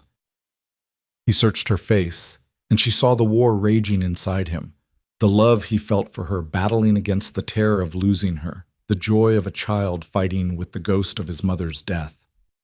Finally, he pulled her close again, holding her so tightly she could barely breathe. I'll try, he whispered. God help me, I'll try. But Lydia, if it comes down to choosing between you and the baby, don't, she interrupted. Don't make that choice now. We have months before we need to think about such things. But she knew he was already thinking about it. She could feel it in the tension of his body, in the way his hands trembled slightly as they held her. The next few days were strange and strained. Grant was outwardly supportive, insisting Lydia rest more, do less of the heavy work, eat more at meals. But there was a shadow in his eyes that hadn't been there before, a careful distance that broke Lydia's heart. He was terrified, and he was already preparing himself to lose her. One evening, as they sat by the fire in silence, Grant pretending to read, Lydia pretending to sew, she finally couldn't take it anymore. Talk to me, she said. He looked up from his book. I am talking to you. No, you're being polite to me. There's a difference. Ever since we found out about the baby, you've been treating me like I'm made of glass, like I'm already dying. Grant flinched. That's not true. Isn't it? You barely touch me anymore. You watch me like you're memorizing my face. You wake up in the middle of the night and I can feel you staring at me, checking to make sure I'm still breathing. Her voice broke. You're already mourning me, Grant, and I'm still here. He set down his book with shaking hands. I'm trying to prepare myself. For what? For the worst, for losing you. Because if I let myself hope, if I let myself believe that everything will be fine and then it's not. He stood abruptly and walked to the window, his back to her. I love my mother even though I never knew her. I love Daniel with everything in me. And when he died, it nearly destroyed me. But you, Lydia, losing you would finish the job. So instead you're going to spend the next several months pushing me away, building walls between us so it hurts less when I die? I don't know what else to do. The words exploded out of him. I don't know how to be happy about this baby when I'm terrified it's going to kill you.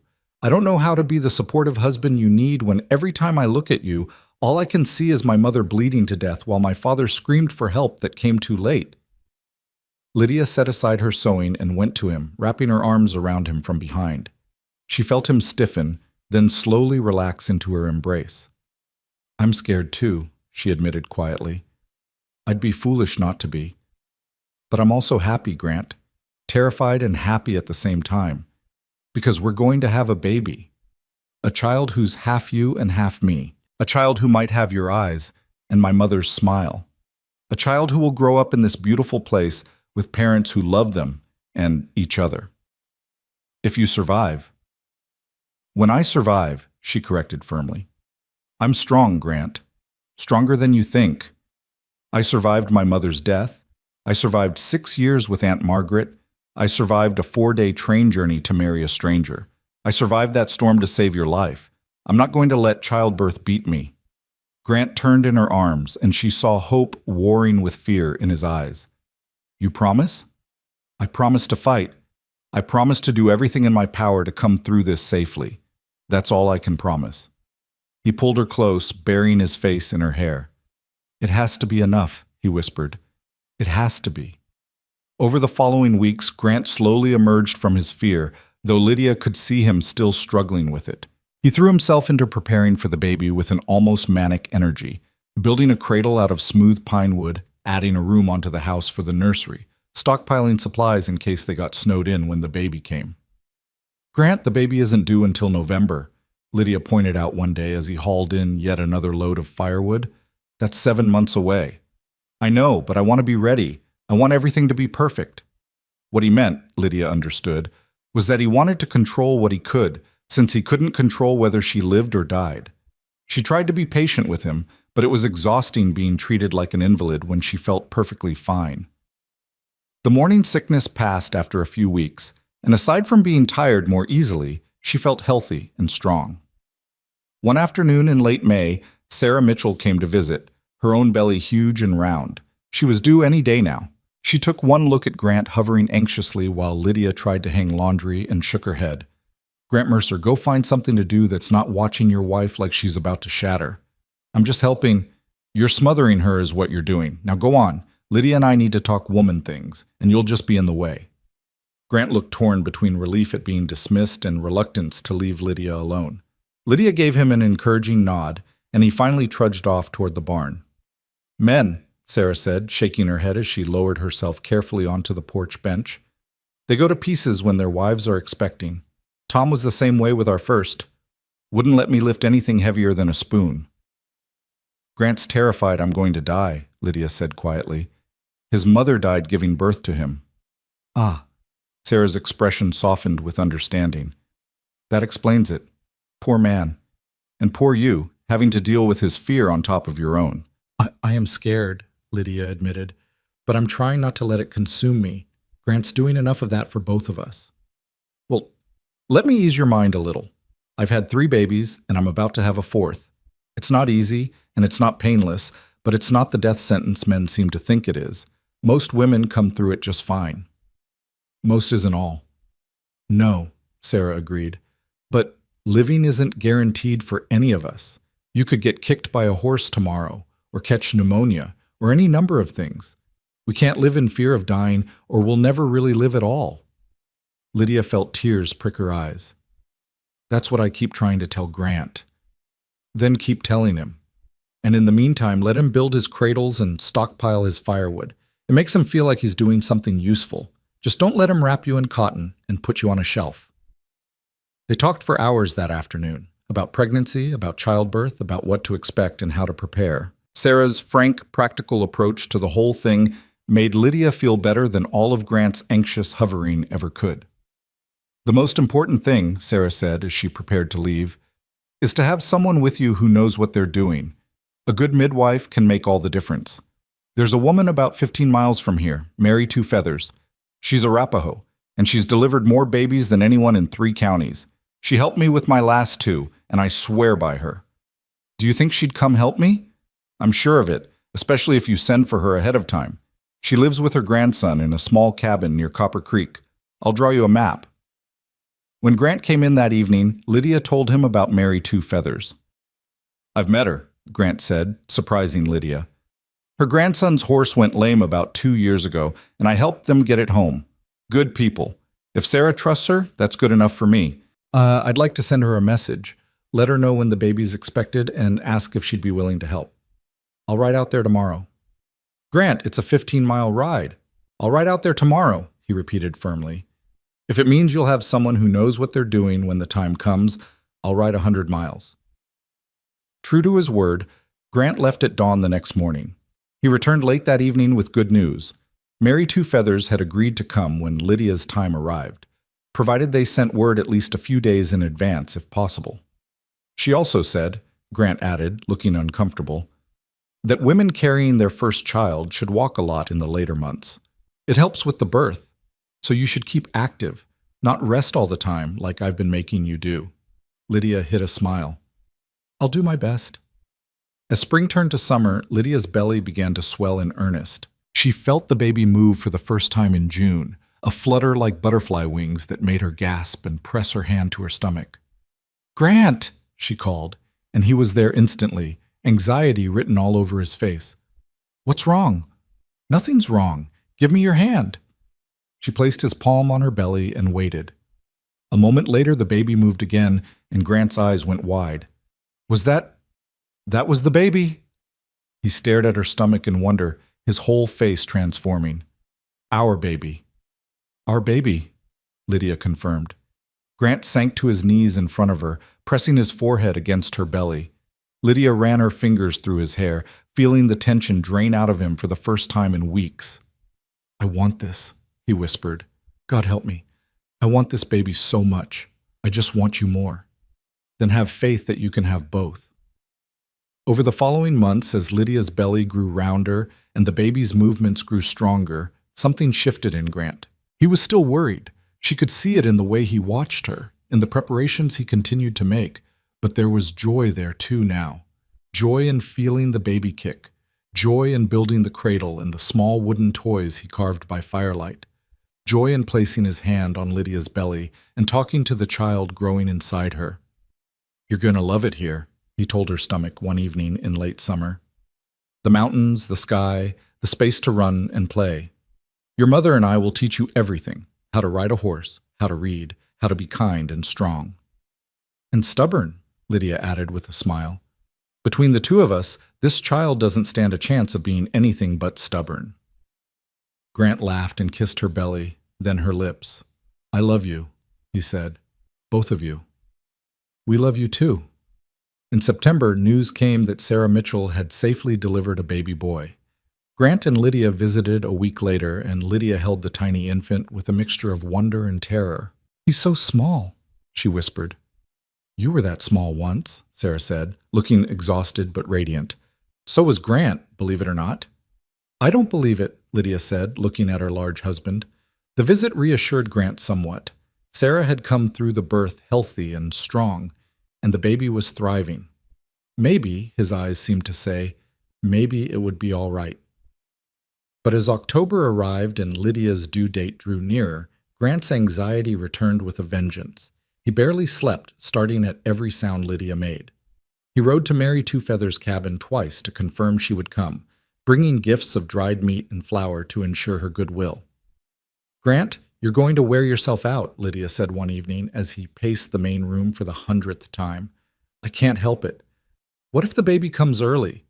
What if we can't get word to Mary in time? What if you sit down and breathe?" Lydia interrupted. "You're making me dizzy watching you pace." He sat, but his leg bounced nervously. Lydia took his hand. "I need you to listen to me very carefully," she said. "When my time comes, I'm going to need you to be strong. Not just for me, but for yourself. Can you do that?" "I don't know." "Yes, you do. You're the strongest man I know. You survived losing your mother and your brother. You built this ranch from nothing. You survived that storm that should have killed you. You can survive this too." "But what if you don't?" Lydia cupped his face in her hands. "Then you'll survive that as well, because that's what you do. You survive, you keep going, and you'll raise our child and tell them about their mother who loved them so much she wasn't afraid to bring them into the world." Tears streamed down Grant's face. "I don't want to raise them alone. I want to raise them with you." "Then believe it's possible. Believe in me the way I believe in you." He pulled her close, and they sat that way for a long time, holding each other against the fear of what was to come. The first contractions started on a cold morning in early November, almost 2 weeks before the baby was due. Lydia woke before dawn with a tightening across her belly that made her catch her breath. She lay still, waiting, and 15 minutes later it came again. Labor. She was in labor. Grant woke to find her breathing through a contraction, and his face went white. "It's happening! It's happening," Lydia confirmed. "You need to ride for Mary now." "I can't leave you alone." "Grant!" She gripped his hand hard as another contraction rolled through her. "I'll be fine for a few hours, but if you don't go now, she might not get here in time. Please." He was torn. She could see it, but finally he nodded. "I'll ride as fast as I can. Don't—" He stopped, struggling for words. "Don't do anything until I get back." Despite the pain, Lydia smiled. "I'll try to keep this baby in, but I can't make any promises." Grant kissed her fiercely, then was gone, his footsteps thundering down the porch steps and toward the barn. Lydia heard the horse gallop away, and then she was alone. She got out of bed and began to prepare. Sarah had told her what to do: gather clean linens, boil water, make sure everything was ready. The contractions were still far apart, giving her time to work between them. By midday, the contractions were closer together and much stronger. Lydia gripped the edge of the table and breathed through them, counting the seconds until they passed. Where was Grant? Where was Mary? As if in answer to her thoughts, she heard horses outside. Grant burst through the door, followed by a small, elderly native woman with kind eyes and a no-nonsense manner. This is Mary Two Feathers, Grant said, out of breath from his hard ride. Mary, this is my wife, Lydia. I can see that, Mary said, her English accented but clear. She set down her bag and came straight to Lydia, placing a weathered hand on her belly. How far apart are the pains? 5 minutes? Maybe less? Good. Strong baby, impatient to be born.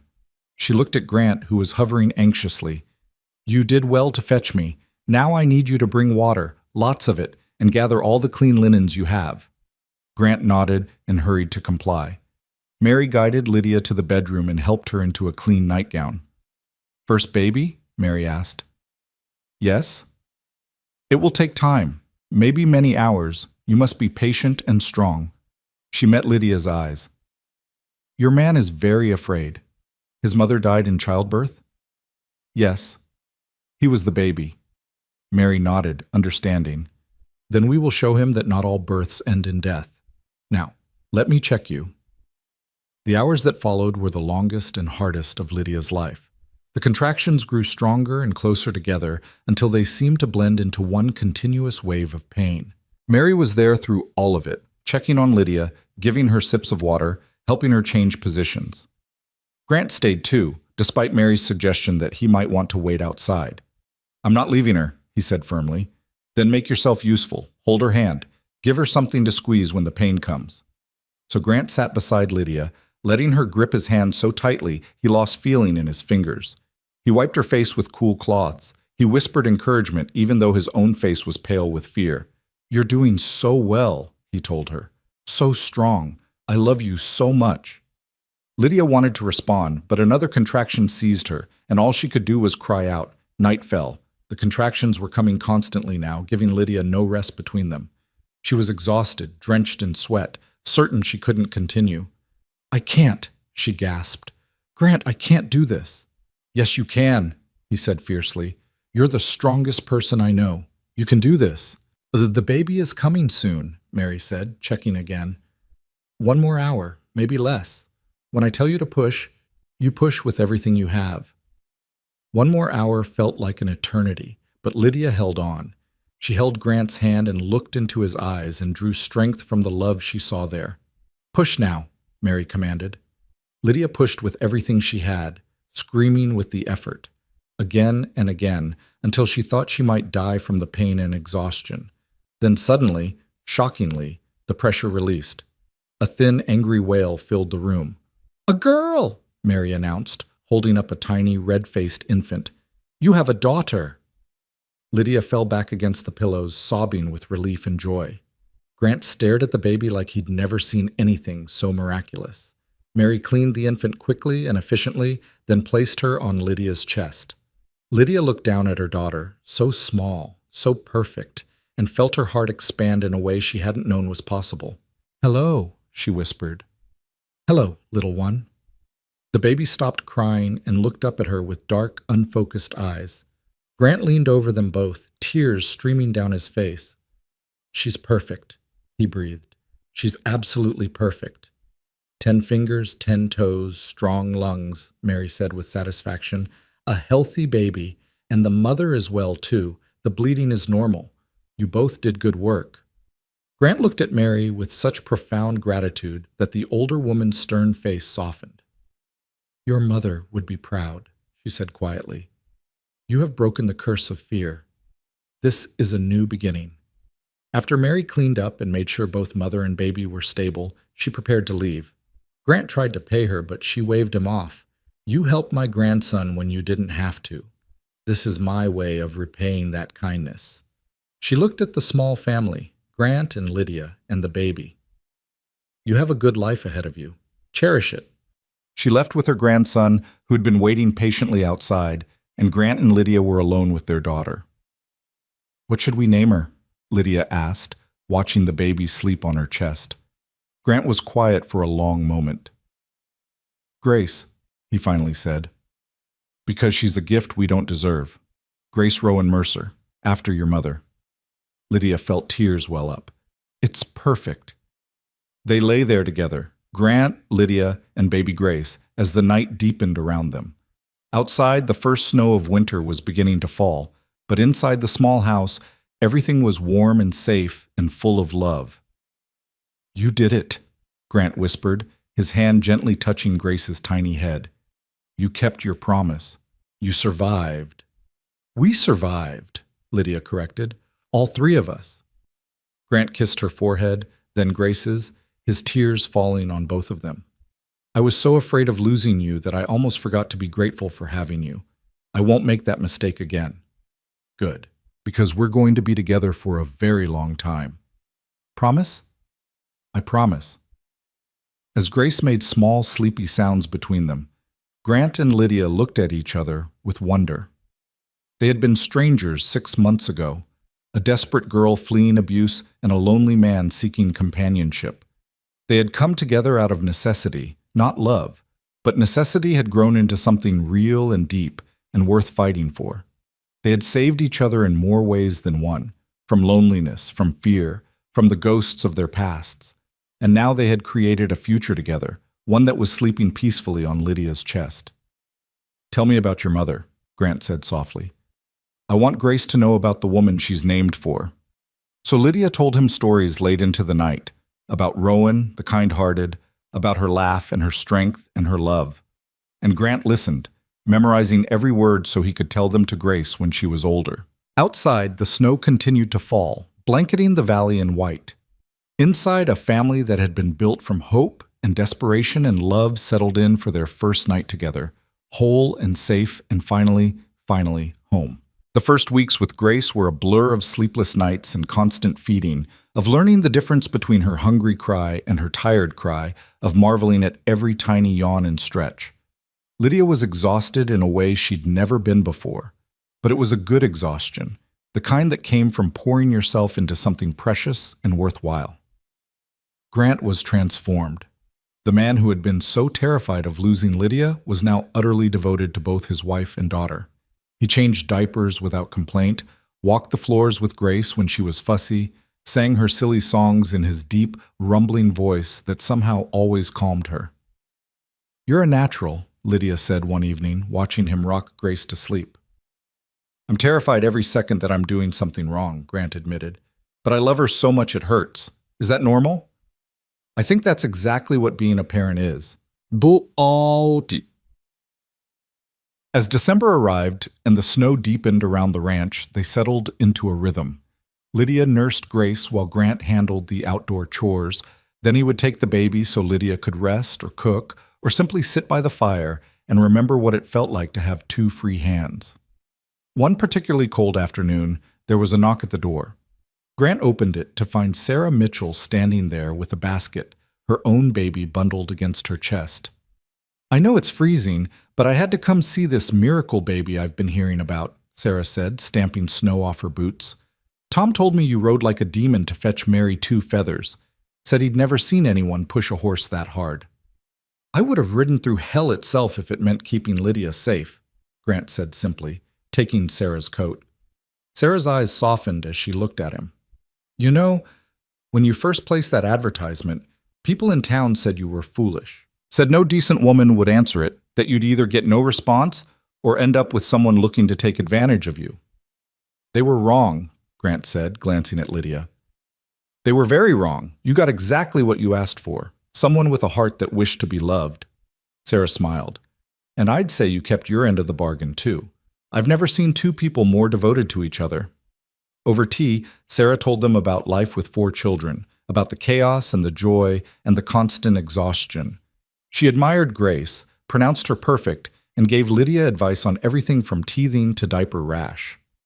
"The hardest part," Sarah said as she prepared to leave, "is remembering that you're still a wife and not just a mother.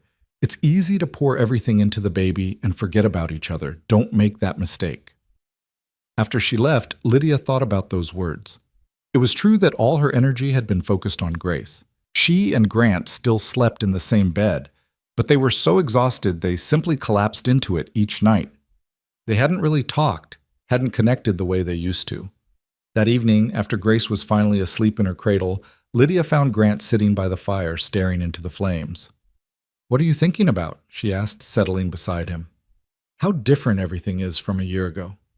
Last December I was alone in this house, wondering if I'd made a terrible mistake placing that advertisement, wondering if anyone would even respond. He turned to look at her. And then you came, and suddenly I wasn't alone anymore. But I was still lonely, you know? We were strangers living in the same house, being polite to each other. And now? Now I can't imagine my life without you in it. You and Grace, you're everything, my whole world. He took her hand. But Sarah was right. We've been so focused on the baby that we haven't really been together. I miss you, Lydia. I miss talking to you, really talking, the way we used to. I miss that too.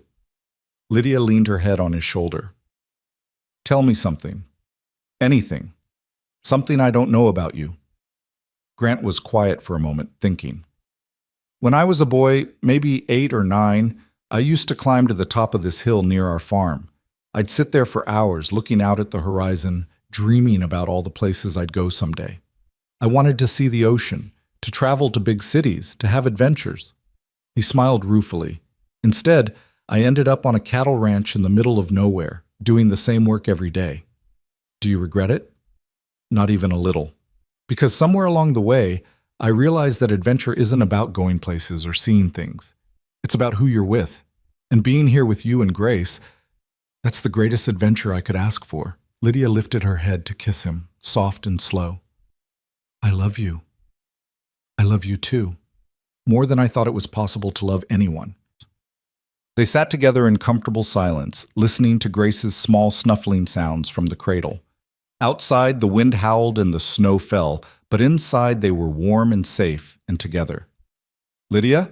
Grant said after a while. Yes? Thank you for answering my advertisement. Thank you for taking a chance on me. Thank you for Grace. Thank you for everything. Thank you for keeping your promise, Lydia replied. You said you'd give me a home and respect and a chance at happiness. You gave me so much more than that. What more could I have given you? Love. Real, deep, transformative love. The kind I'd stopped believing existed.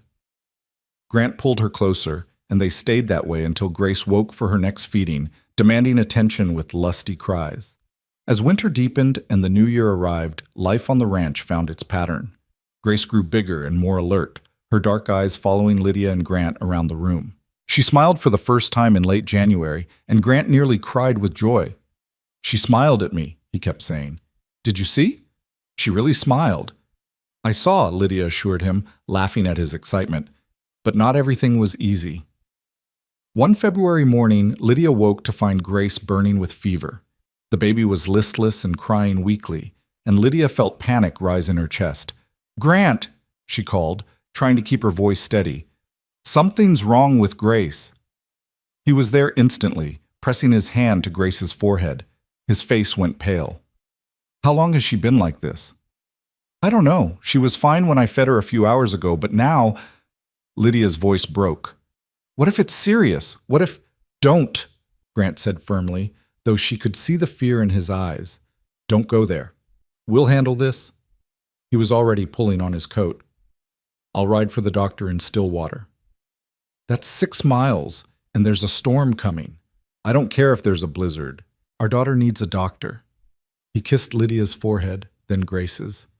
Keep her cool with damp cloths. I'll be back as fast as I can. He was gone before Lydia could argue further. She spent the next hours doing everything she could think of, bathing Grace with cool water, trying to get her to nurse, praying harder than she'd ever prayed in her life. The storm Grant had mentioned hit with fury, and Lydia watched the snow fall with growing dread. What if Grant got lost? What if he couldn't find his way back? What if she lost both of them? But she couldn't think about that. She had to focus on Grace, on keeping her baby alive until help arrived. 4 hours later, she heard horses outside. Grant burst through the door, followed by an older man carrying a medical bag, Dr. Patterson from Stillwater. Let me see her, the doctor said, going straight to Grace. Lydia hovered anxiously as he examined the baby, listening to her chest, looking in her throat, feeling her stomach. The minutes stretched into eternity. Finally, Dr. Patterson straightened. It's croup. Common in babies this age, especially in winter. Her fever is high, but not dangerously so. Will she be all right? Lydia asked, hardly daring to breathe. With proper care, yes. You'll need to keep her upright as much as possible to help her breathe, give her lots of fluids, and monitor her fever. If it gets worse or she has trouble breathing, send for me immediately. But I think she'll pull through just fine." The relief was so intense that Lydia's legs nearly gave out. Grant caught her, holding her up while Dr. Patterson gave them detailed instructions. "You did well riding out in that storm," the doctor told Grant as he prepared to leave. "Many men would have waited until morning. Your quick action may have made all the difference." After the doctor left, Grant and Lydia took turns holding Grace upright, just as instructed. The baby slept fitfully, her breathing raspy but steady. By evening, her fever had started to drop. "She's going to be fine," Lydia whispered, more to convince herself than Grant. "She is," Grant agreed, though his face was drawn with exhaustion and residual fear. "She's a fighter, just like her mother." They stayed up all night with Grace, watching over her, taking turns so the other could rest. By morning, her fever had broken, and she was nursing normally again. Within 3 days, she was back to her usual self, smiling and cooing as if nothing had happened. But the scare had shaken both Grant and Lydia. They held Grace a little tighter, treasured each smile a little more, understood more deeply how fragile and precious life could be. "I thought I knew fear when you were in labor," Grant admitted one evening. "But seeing Grace so sick, so helpless, that was worse somehow. At least you could tell me what hurt, could fight alongside me. Grace is just a baby. She can't fight for herself." "That's why she has us to fight for her," Lydia said. "And we'll keep fighting for her, for as long as she needs us." "Forever, then." "Forever," Lydia agreed. As spring arrived and the snow melted, revealing the valley in all its green glory, Grace continued to thrive. She laughed now, a bubbling sound that filled the house with joy. She was fascinated by everything: the chickens scratching in the yard, the way sunlight moved across the floor, her own tiny hands. Grant built her a small swing on the porch, and Lydia would sit there for hours, gently pushing Grace while telling her stories about her grandmother Rowan, about Ireland and Philadelphia, and all the places Lydia had been before finding her way here. "Your grandmother was brave," Lydia told her daughter. "She crossed an ocean all alone to build a better life. And my mother was brave too. She raised me with nothing but love and hope, even when times were hard. You come from a long line of strong women, Grace. Don't you ever forget that." Grace gurgled happily, reaching for a butterfly that floated past. One warm May afternoon, Tom and Sarah Mitchell came to visit with all 4 of their children. The adults sat on the porch while the children played in the yard, their laughter filling the air. "I have news," Sarah announced. "We're expecting again. Number 5. Lydia's eyes widened. "Sarah, that's wonderful. When?" "Late November, if I'm counting right." Sarah patted her still flat stomach. "I swore after the last one that we were done, but apparently God had other plans." "How do you do it?" Lydia asked. 4 children, soon to be 5, plus running a ranch? I'm exhausted with just one baby." Sarah laughed. "You get used to the exhaustion. It becomes your new normal. And honestly, the older ones help with the younger ones. It gets easier in some ways, harder in others." "Do you think you'll have more?" Tom asked Grant, his tone teasing. Grant glanced at Lydia, and she saw the question in his eyes. They hadn't talked about it yet. Grace was only 6 months old, but the thought had crossed Lydia's mind more than once. "Maybe," she said. "Someday. When Grace is older and we're ready." "Well, whenever you decide, at least you know you can do it," Sarah said. "You survived the first one, which is the scariest. The rest are just variations on a theme." After the Mitchells left, Grant helped Lydia clean up from their visit. Grace was napping in her cradle, giving them a rare moment of quiet. "Would you want more children?" Grant asked, echoing the earlier conversation. "I think so. Not right away, but eventually. Would you?" "I'd love to fill this house with children," Grant admitted. "Brothers and sisters for Grace, a whole family. But only if you want it too. I won't put you through that again if you don't want to." Lydia thought about the labor, about the pain, and the fear, and the exhaustion. But she thought too about holding Grace for the first time, about the overwhelming love she'd felt, about how that love had only grown stronger every day since. "I want it," she said. "Not now, but someday. I want Grace to have siblings. I want to fill this house with love and laughter and chaos." Grant pulled her close, kissing the top of her head. Then that's what we'll do. We'll build the family we both always wanted but never thought we'd have. Summer brought hard work as they prepared for the coming winter. Grant taught Lydia more about ranch management, showing her how to keep the books, how to judge cattle health, how to make decisions about when to buy and sell. She was a quick learner, and he came to rely on her judgment as much as his own. We're partners, he told her one evening as they reviewed the accounts together. In everything. I don't want you to just be my wife. I want you to be my equal in running this ranch. Even though I knew nothing about ranching 6 months ago? You know plenty now, and you're smart and capable, and you see things I miss. He pointed to a notation she'd made in the ledger. Like this. I never would have thought to track the feed costs that way, but it makes perfect sense. Lydia felt pride bloom in her chest.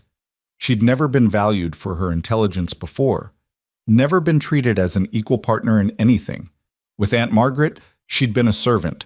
But here, with Grant, she was respected and trusted and given real responsibility. In August, they received a letter from Philadelphia. Lydia's hand shook as she opened it, wondering who could possibly be writing to her. She had no family left, no friends from those dark years. The letter was from a lawyer, informing her that Aunt Margaret had died of a stroke, and that Lydia, as her only living relative, was entitled to inherit the boarding house and whatever assets remained. Lydia stared at the letter, feeling nothing. No grief, no satisfaction, just a strange emptiness where she thought emotion should be. What does it say? Grant asked. She handed him the letter. He read it, then looked at her with concern. Are you all right? I don't know what I am. She was cruel to me, made my life miserable. I should be glad she's dead, but I just feel nothing. That's understandable. She wasn't really family to you, not in any way that mattered. The lawyer wants to know if I want to claim the inheritance. The boarding house is heavily mortgaged, but there might be some money left after the debts are settled. Grant set the letter aside. That's your decision to make. Whatever you choose, I'll support you. Lydia thought about it for several days. Finally, she wrote back to the lawyer, instructing him to sell the boarding house and its contents, pay off all debts, and donate whatever remained to an orphanage in Philadelphia. She didn't want Aunt Margaret's money or property. She wanted nothing that would tie her to that life. When she told Grant her decision, he simply nodded. I think that's wise. You're building something new here. No point in dragging the past along with you. Exactly. Lydia felt lighter having made the decision. That chapter of my life is closed. This is my life now. You, Grace, this ranch. This is where I belong. As fall arrived and Grace's first birthday approached, Lydia and Grant planned a small celebration. They invited the Mitchells and Mary Two Feathers and a few other neighboring families. It would be the largest gathering the ranch had ever hosted. Are you sure about this? Grant asked nervously as they prepared. That's a lot of people. It'll be wonderful. Grace should know she has a community, that she's surrounded by people who care about her. The party was a chaotic, joyful affair. Children ran through the house while adults talked and laughed. Grace, overwhelmed by all the attention, cried and clung to Lydia until she finally fell asleep in her mother's arms, exhausted from her big day. Mary Two Feathers pulled Lydia aside before leaving. You have built a good life here, she said, gesturing to the house full of friends, to Grant playing with some of the older children, to Grace sleeping peacefully. When I came that night to deliver your baby, I saw two people held together by desperation and hope. Now I see a family bound by love. It is a good thing to witness. Thank you, Lydia said, feeling tears prick her eyes. Thank you for helping us, for everything. The courage was yours. I only helped guide it. Mary squeezed Lydia's hand. Your daughter will grow strong here. She is blessed to have parents who love each other as you do. After everyone left and the house was quiet again, Grant and Lydia stood on the porch, watching the sun set behind the mountains. Grace slept in Grant's arms, her tiny hand curled against his chest. A year ago today, she didn't exist, Grant marveled. Our daughter was just a possibility, a hope. And now she's here, real and perfect, and ours. A year and a month ago, we were strangers, Lydia added, standing on a train platform, scared and uncertain, having no idea what the future would hold. Do you ever regret it? Answering that advertisement, coming here, marrying me? Lydia looked at her husband, this good, kind, strong man who had given her everything she'd ever wanted and things she hadn't even known to hope for. She looked at their daughter, sleeping peacefully in his arms. She looked at the ranch house with its warm windows glowing in the twilight, at the mountains standing eternal in the distance, at the vast sky painted in shades of gold and purple. Never, she said firmly, not for a single second. This life, this family, this love, it's more than I ever dreamed possible.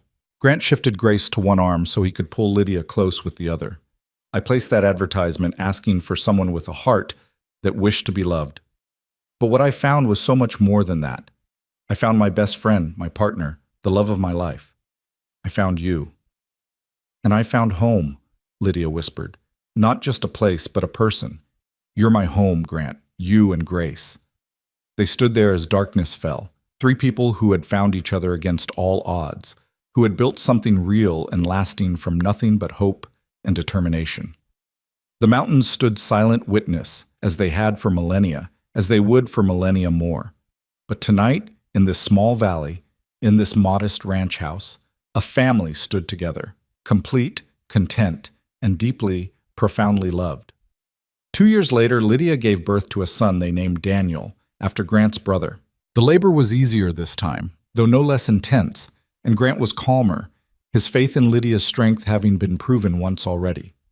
Grace was enchanted by her baby brother, insisting on helping with everything from diaper changes to bath time.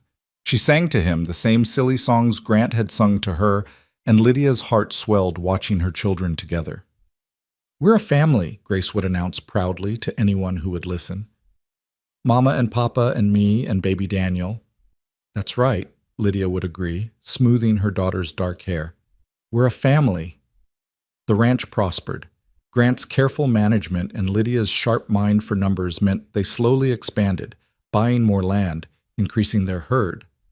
They hired help during the busy seasons, though Grant insisted on keeping the operation small enough that he could still be present for his children. "I won't be the kind of father mine was," he told Lydia. "I won't let work consume me so much that I miss watching them grow." And he didn't. He taught Grace to ride when she was 4, patient and encouraging as she learned. He carved toys for Daniel and read stories to both children every night, his deep voice bringing the words to life. On winter evenings, they would gather by the fire, Grant in his chair, Lydia sewing or knitting, Grace practicing her letters at the table, baby Daniel playing with wooden blocks. It was simple and ordinary and absolutely perfect. One such evening, when Grace was 5 and Daniel nearly 3, Grace looked up from her slate. "Mama, tell us the story." "Which story, sweetheart?"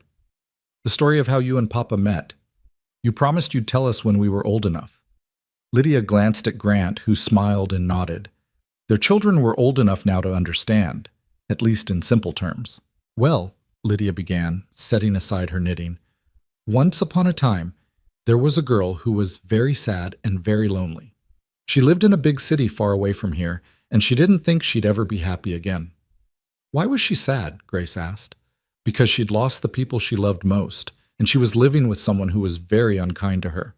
But then one day, she saw an advertisement in the newspaper. A man who lived far away was looking for a wife." "That was Papa!" Grace exclaimed. "That's right. Your Papa had written that he wanted someone with a heart that wished to be loved, and when the girl read those words, she felt hope for the first time in a long time." Grant picked up the story. "And when this girl, who was very brave, even though she didn't know it yet, wrote to the man, he was so happy, because he was lonely too, living all by himself in this big house with no one to talk to but the cattle." "So what happened?" Daniel asked, even though he was too young to fully understand. "The girl got on a train and traveled for 4 whole days to come meet the man," Lydia continued. "She was scared because she didn't know if he would be kind or mean, if he would keep his promises or break them." "But Papa's not mean," Grace said confidently. "No, he's not.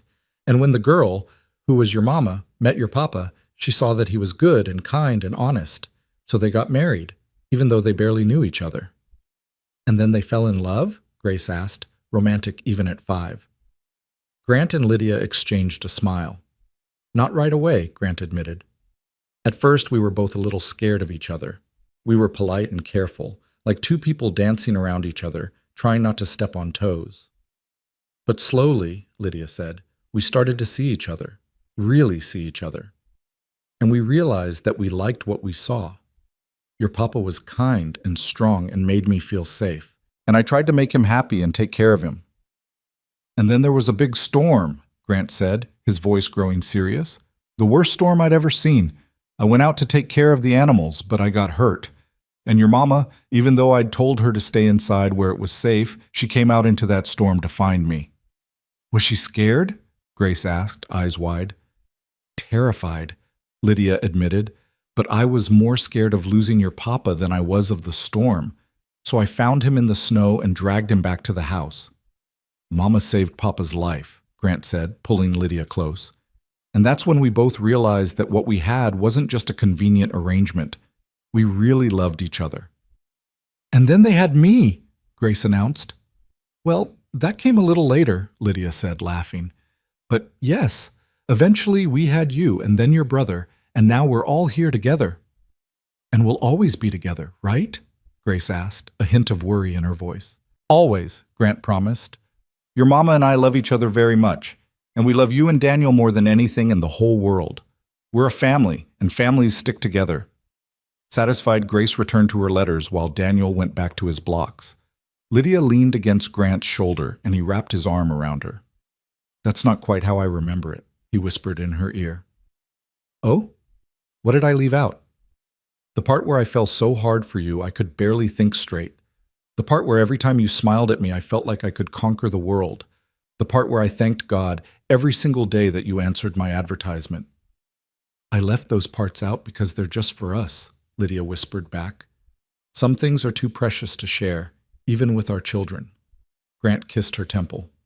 I love you, Lydia Mercer. Today, tomorrow, and every day after that until the end of time. I love you too. You kept your promise, you know. Which one? All of them. You promised me a home, and you gave me this beautiful ranch. You promised me respect, and you treat me as your equal partner in everything. You promised me kindness, and you've shown me more kindness than I ever knew existed. She turned to look at him. But most of all, you promised me a chance at happiness, and you gave me so much more than that. You gave me joy, purpose, a family. You gave me everything. You're everything I hoped for, Grant said, echoing the words he would say to her again and again over the years. More than I deserve. You're wrong about that last part, Lydia said, as she always did. You deserve all the happiness in the world, and I intend to spend the rest of my life making sure you have it. The fire crackled in the hearth. Outside, snow began to fall gently, blanketing the valley in white.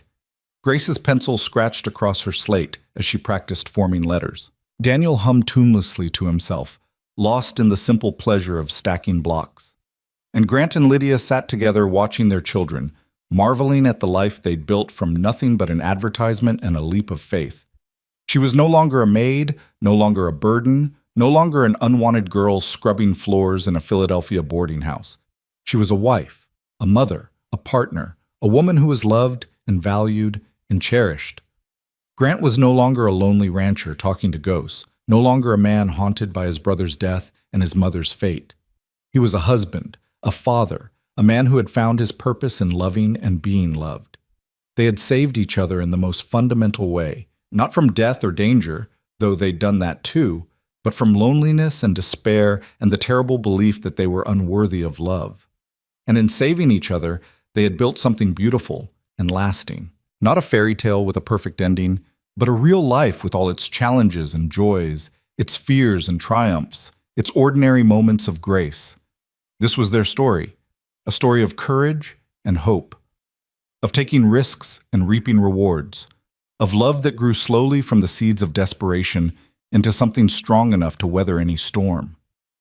And as the snow continued to fall outside and the fire burned warm inside, as their children played and laughed and filled the house with life, Grant and Lydia held each other and knew, with absolute certainty, that they had found exactly what they'd been searching for. Not just a roof and a ring, but a love that was freely chosen, fiercely protected, and worth every risk they'd taken to find it. A love that would last a lifetime and echo through generations yet to come.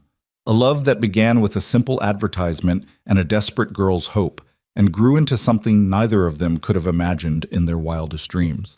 This was home. This was family.